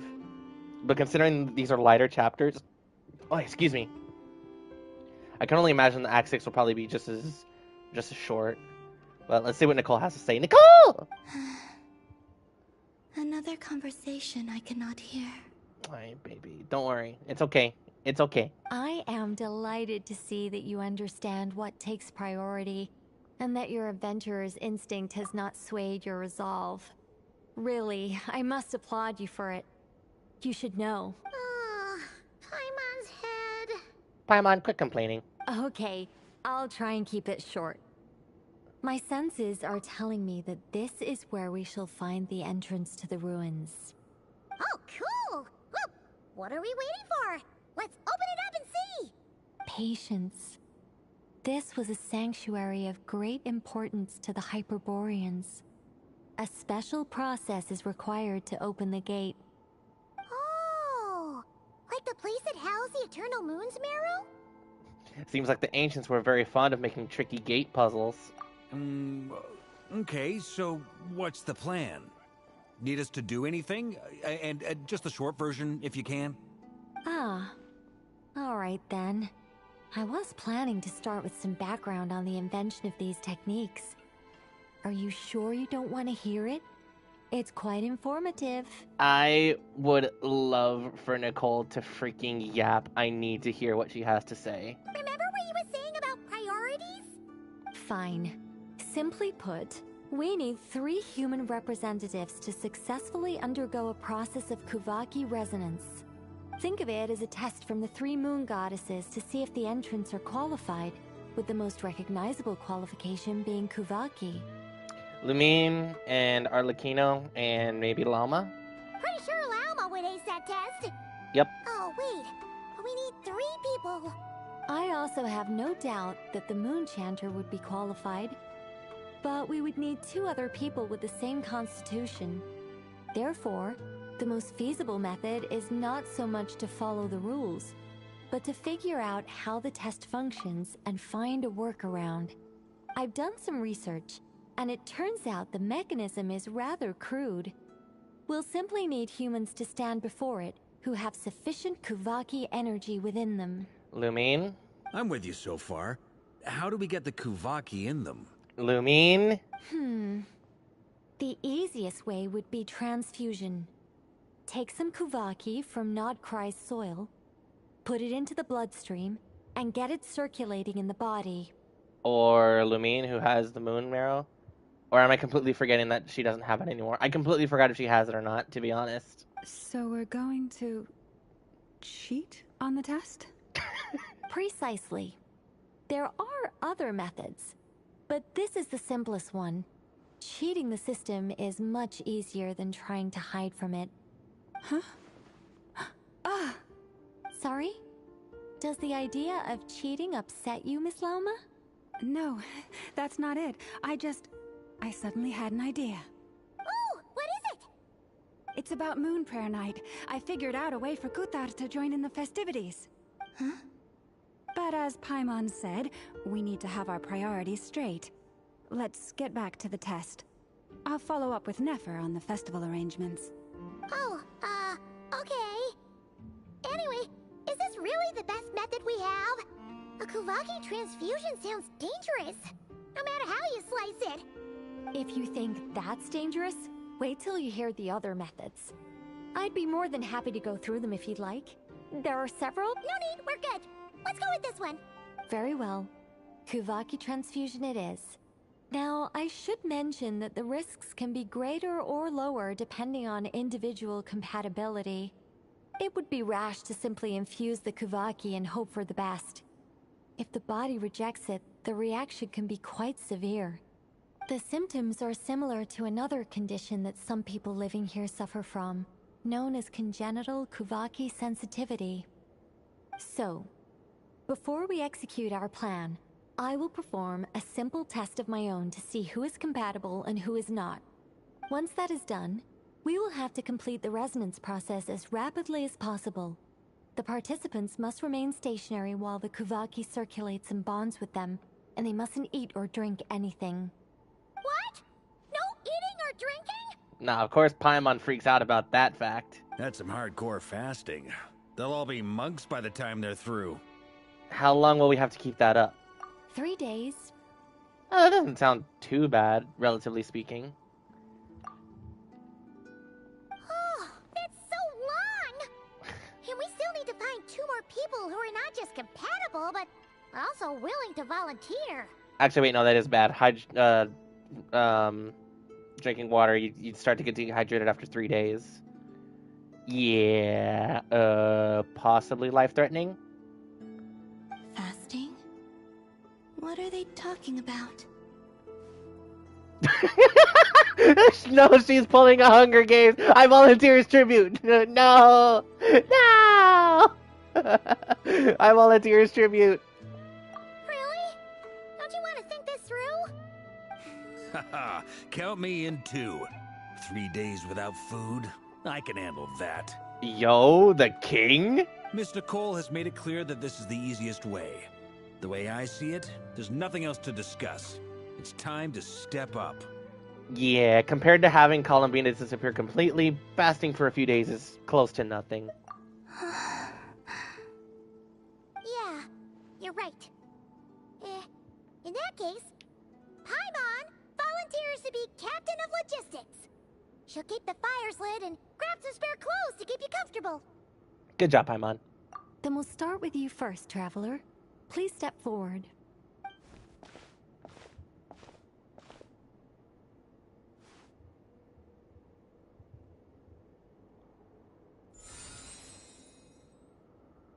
How's it going? Do you feel anything? Mm-mm. How about now? Mm-mm. And now? Still nothing.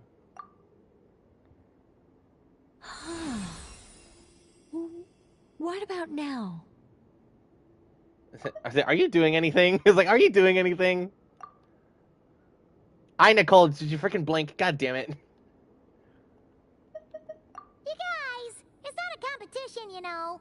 All right, I'm officially impressed. Even as a descender, you can withstand far more than I imagined. We love Lumine. It's like I summoned a giant stone titan to arm wrestle you, and your arm hasn't even moved an inch. In my last attempt, I infused 5 times the amount of Kuvaki required. That much? Yes. Safe to say, compatibility won't be an issue for you. You're eligible to join. You're next, Mr. Varka. Oh boy. Sure, here goes nothing. All right. I'll start where we left off. No. 5 times the required Kuvaki dose. No. Whoa. Hey, wait a minute. How's it going? No, not great. I kind of want to puke. Feels like I've been drinking too much. A few bottles of wine, then a big stein of Dark Horse. With some hard liquor from Leo mixed in. Oh my god, Nicole. She's such... I love her so much. I love Nicole. Nicole's freaking hilarious. I love Nicole. She's great. Oh, you little demon devil, you. Certainly not an angel in this regard. Oh my goodness. That is phenomenal. I love Nicole. You think this is funny? Yes. I just lost to a young lady in an arm wrestling contest. I'm never gonna live that down. My apologies. I'll lower the concentration and try again. Oh. How's it going now? I'm not as dizzy as last time, but I can still feel it pulsing around. In that case, you wouldn't be an ideal choice, Mr. Varka. Let's try someone else. Okay. I still can't get over his reaction to the freaking 5 times strong Kubaki infusion. That is hilarious. That was so funny. That was hilarious, dude. Oh my gosh. Well, who else are we gonna pick? Like, there's Lauma and Lumine. Well, Llama, obviously. She'll be fine. Easily. No surprises here, Miss Moonchanter. You're perfectly compatible. You may join. Nefer's here. Yep. Not gonna work. I'm getting a slight headache. Shame. You were so close. Yehoda, I doubt it. Whoa, I'm itching all over. Allergic reaction. We can't have that. Huh? I know. Nah. Do not do it to baby I know. Well, are you gonna start a what? The Hexenzirkel is an organization that cares for and protects children. We will not have them do dangerous things. Not even tests. Good girl, Nicole. Very valid. See, this is why we love Nicole, guys. She's amazing. And Nefa's a robot. Well, she's done crazy things before. Is something the matter? The candidates have to be human. Yeah, that's what I thought. I guess that rules me out too. Huh. Everyone except the Moonchanter got beaten. Guess I don't need to feel so bad after all.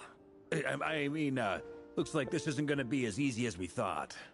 Perhaps I could ask for volunteers among the Frost Moon Scions. I'll see about talking to some trusted Lightkeeper colleagues. Itlua springs to mind. Oh wow, Ilua.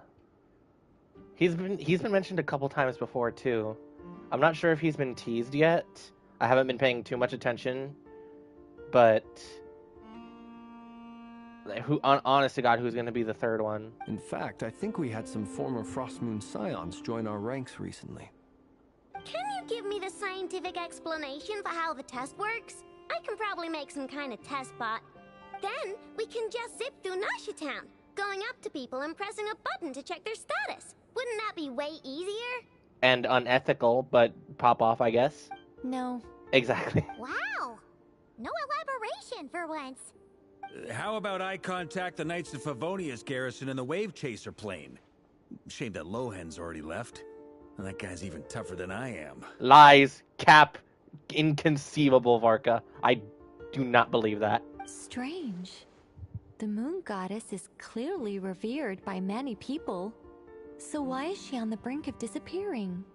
She mentioned that the world has rejected her from the very beginning. And when we fought the Reikir of Solnari, it seemed like she exhausted her power for our sake. Also, I'm not sure revered is the right word for how people feel about her.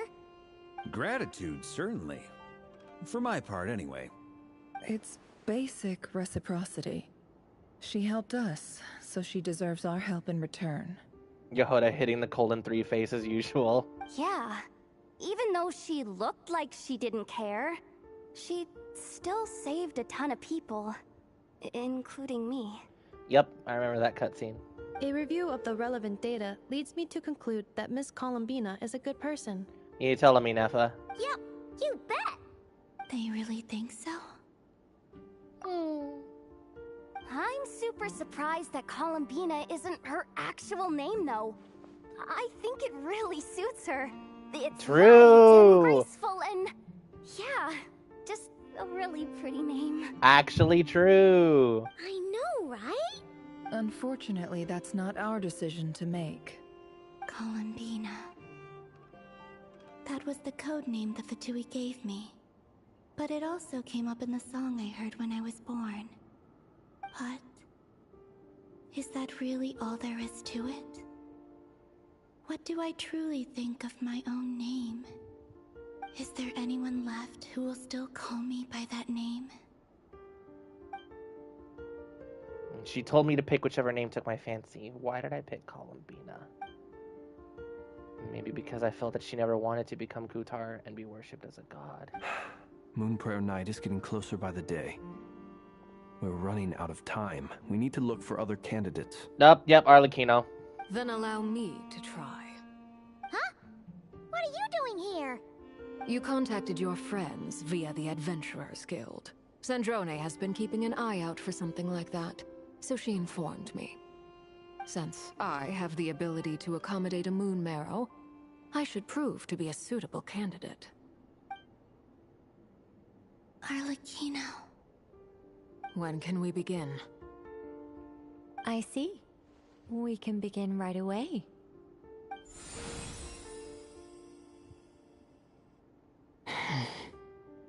How was it? Did you feel any discomfort? Not at all. Then it seems we shan't need to look for additional candidates after all. Yay! Great! Cool. Alright, like Paimon said, the rest of us can take turns making sure the three of them stay warm and comfy. Good. Then, my job is to take care of the caretakers. I will ensure everyone receives food and accommodation. Alright, let's do this. No time to waste. Except for me. I'll be back tomorrow. I'm ready as well. Ay, Nicole is so pretty, dude. Oh my god. How long is this section gonna take?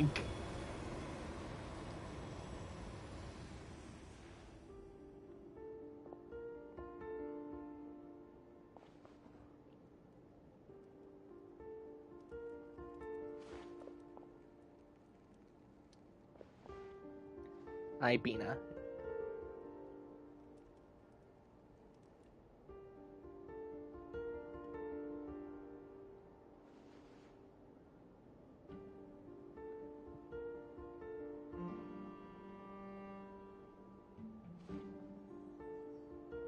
Hi, Lumine.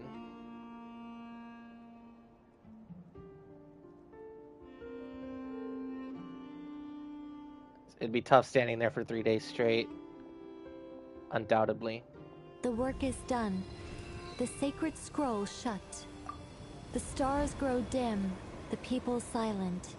The white sun sets, the silver moon rises. O path to the temple, appear now before us.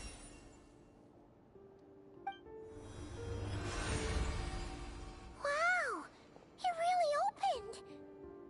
So that's what all this is about. They've been trying to open this gate. Come, let us enter. Wait. It might be best to eat something first. Take care to chew properly and swallow slowly. It will give your body time to readjust to the digestion process. I know no eating. They will head in soon. They will need to enter this gate.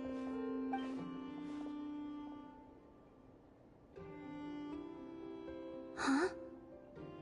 I cannot pass through. Is it because I have no physical body?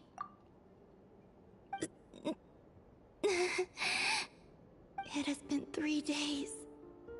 My strength has all but completely faded.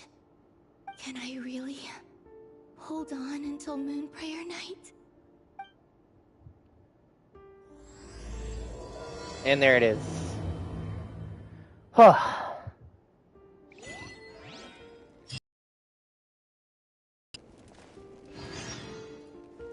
Where does her name rest? That is the quest that we will pick up on tomorrow. Where the hell are we even? Oh, right under this. Okay.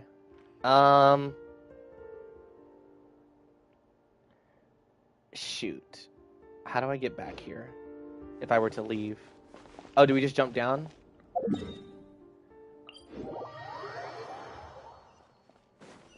Oh, is it a... Wait, nope. Oh, okay. Cool. Alright, yeah, that's simple enough. Alright. So, no biggie.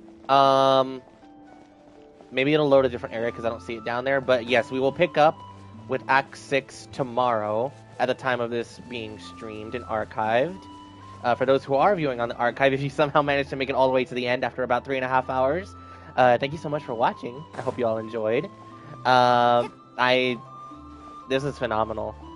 I love the lighter patches like this, and it's helping me kind of ease back into the game a little bit more since I've been gone for so long. But it's still a phenomenal experience. I love this game. Oh, shoot, dude. I think I still need to, like, kind of...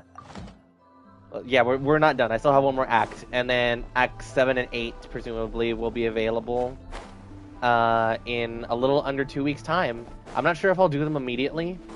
It depends how I'm feeling. But I will definitely be doing them a lot faster than I was able to get to Act 5 and 6. So, I'm loving this. And I'm excited to see how Moon Prayer Night ends up looking. I want to see what's going on in this final act for the patch. And lastly, most importantly of all, I'm so excited for Columbina. I've like getting to play as her for just those little bits in Act 5 has me so excited, and I am begging Hoyoverse to make those her standard movement animations. I need those. I need them. She's so graceful, so pretty, so adorable. It's just, I love it so much. Anyways, yeah. With that being said, tomorrow I'm gonna head up the commissions on my own, and then the stream might be late-ish, like it was today. Just so I can kind of chill, go throughout the day, doing what I need to take care of, and then focus on playing at night. And yeah, like I said, we'll pick back up tomorrow. So once again, if you made it all through to the end, whether you were live or watching the archive afterward, thank you so much for watching. And I will see you in Act 6, which will be as a part of the archive playlist on my channel for all of Genshin Impact. So thank you so much, and I will see you in the next one. Bye-bye.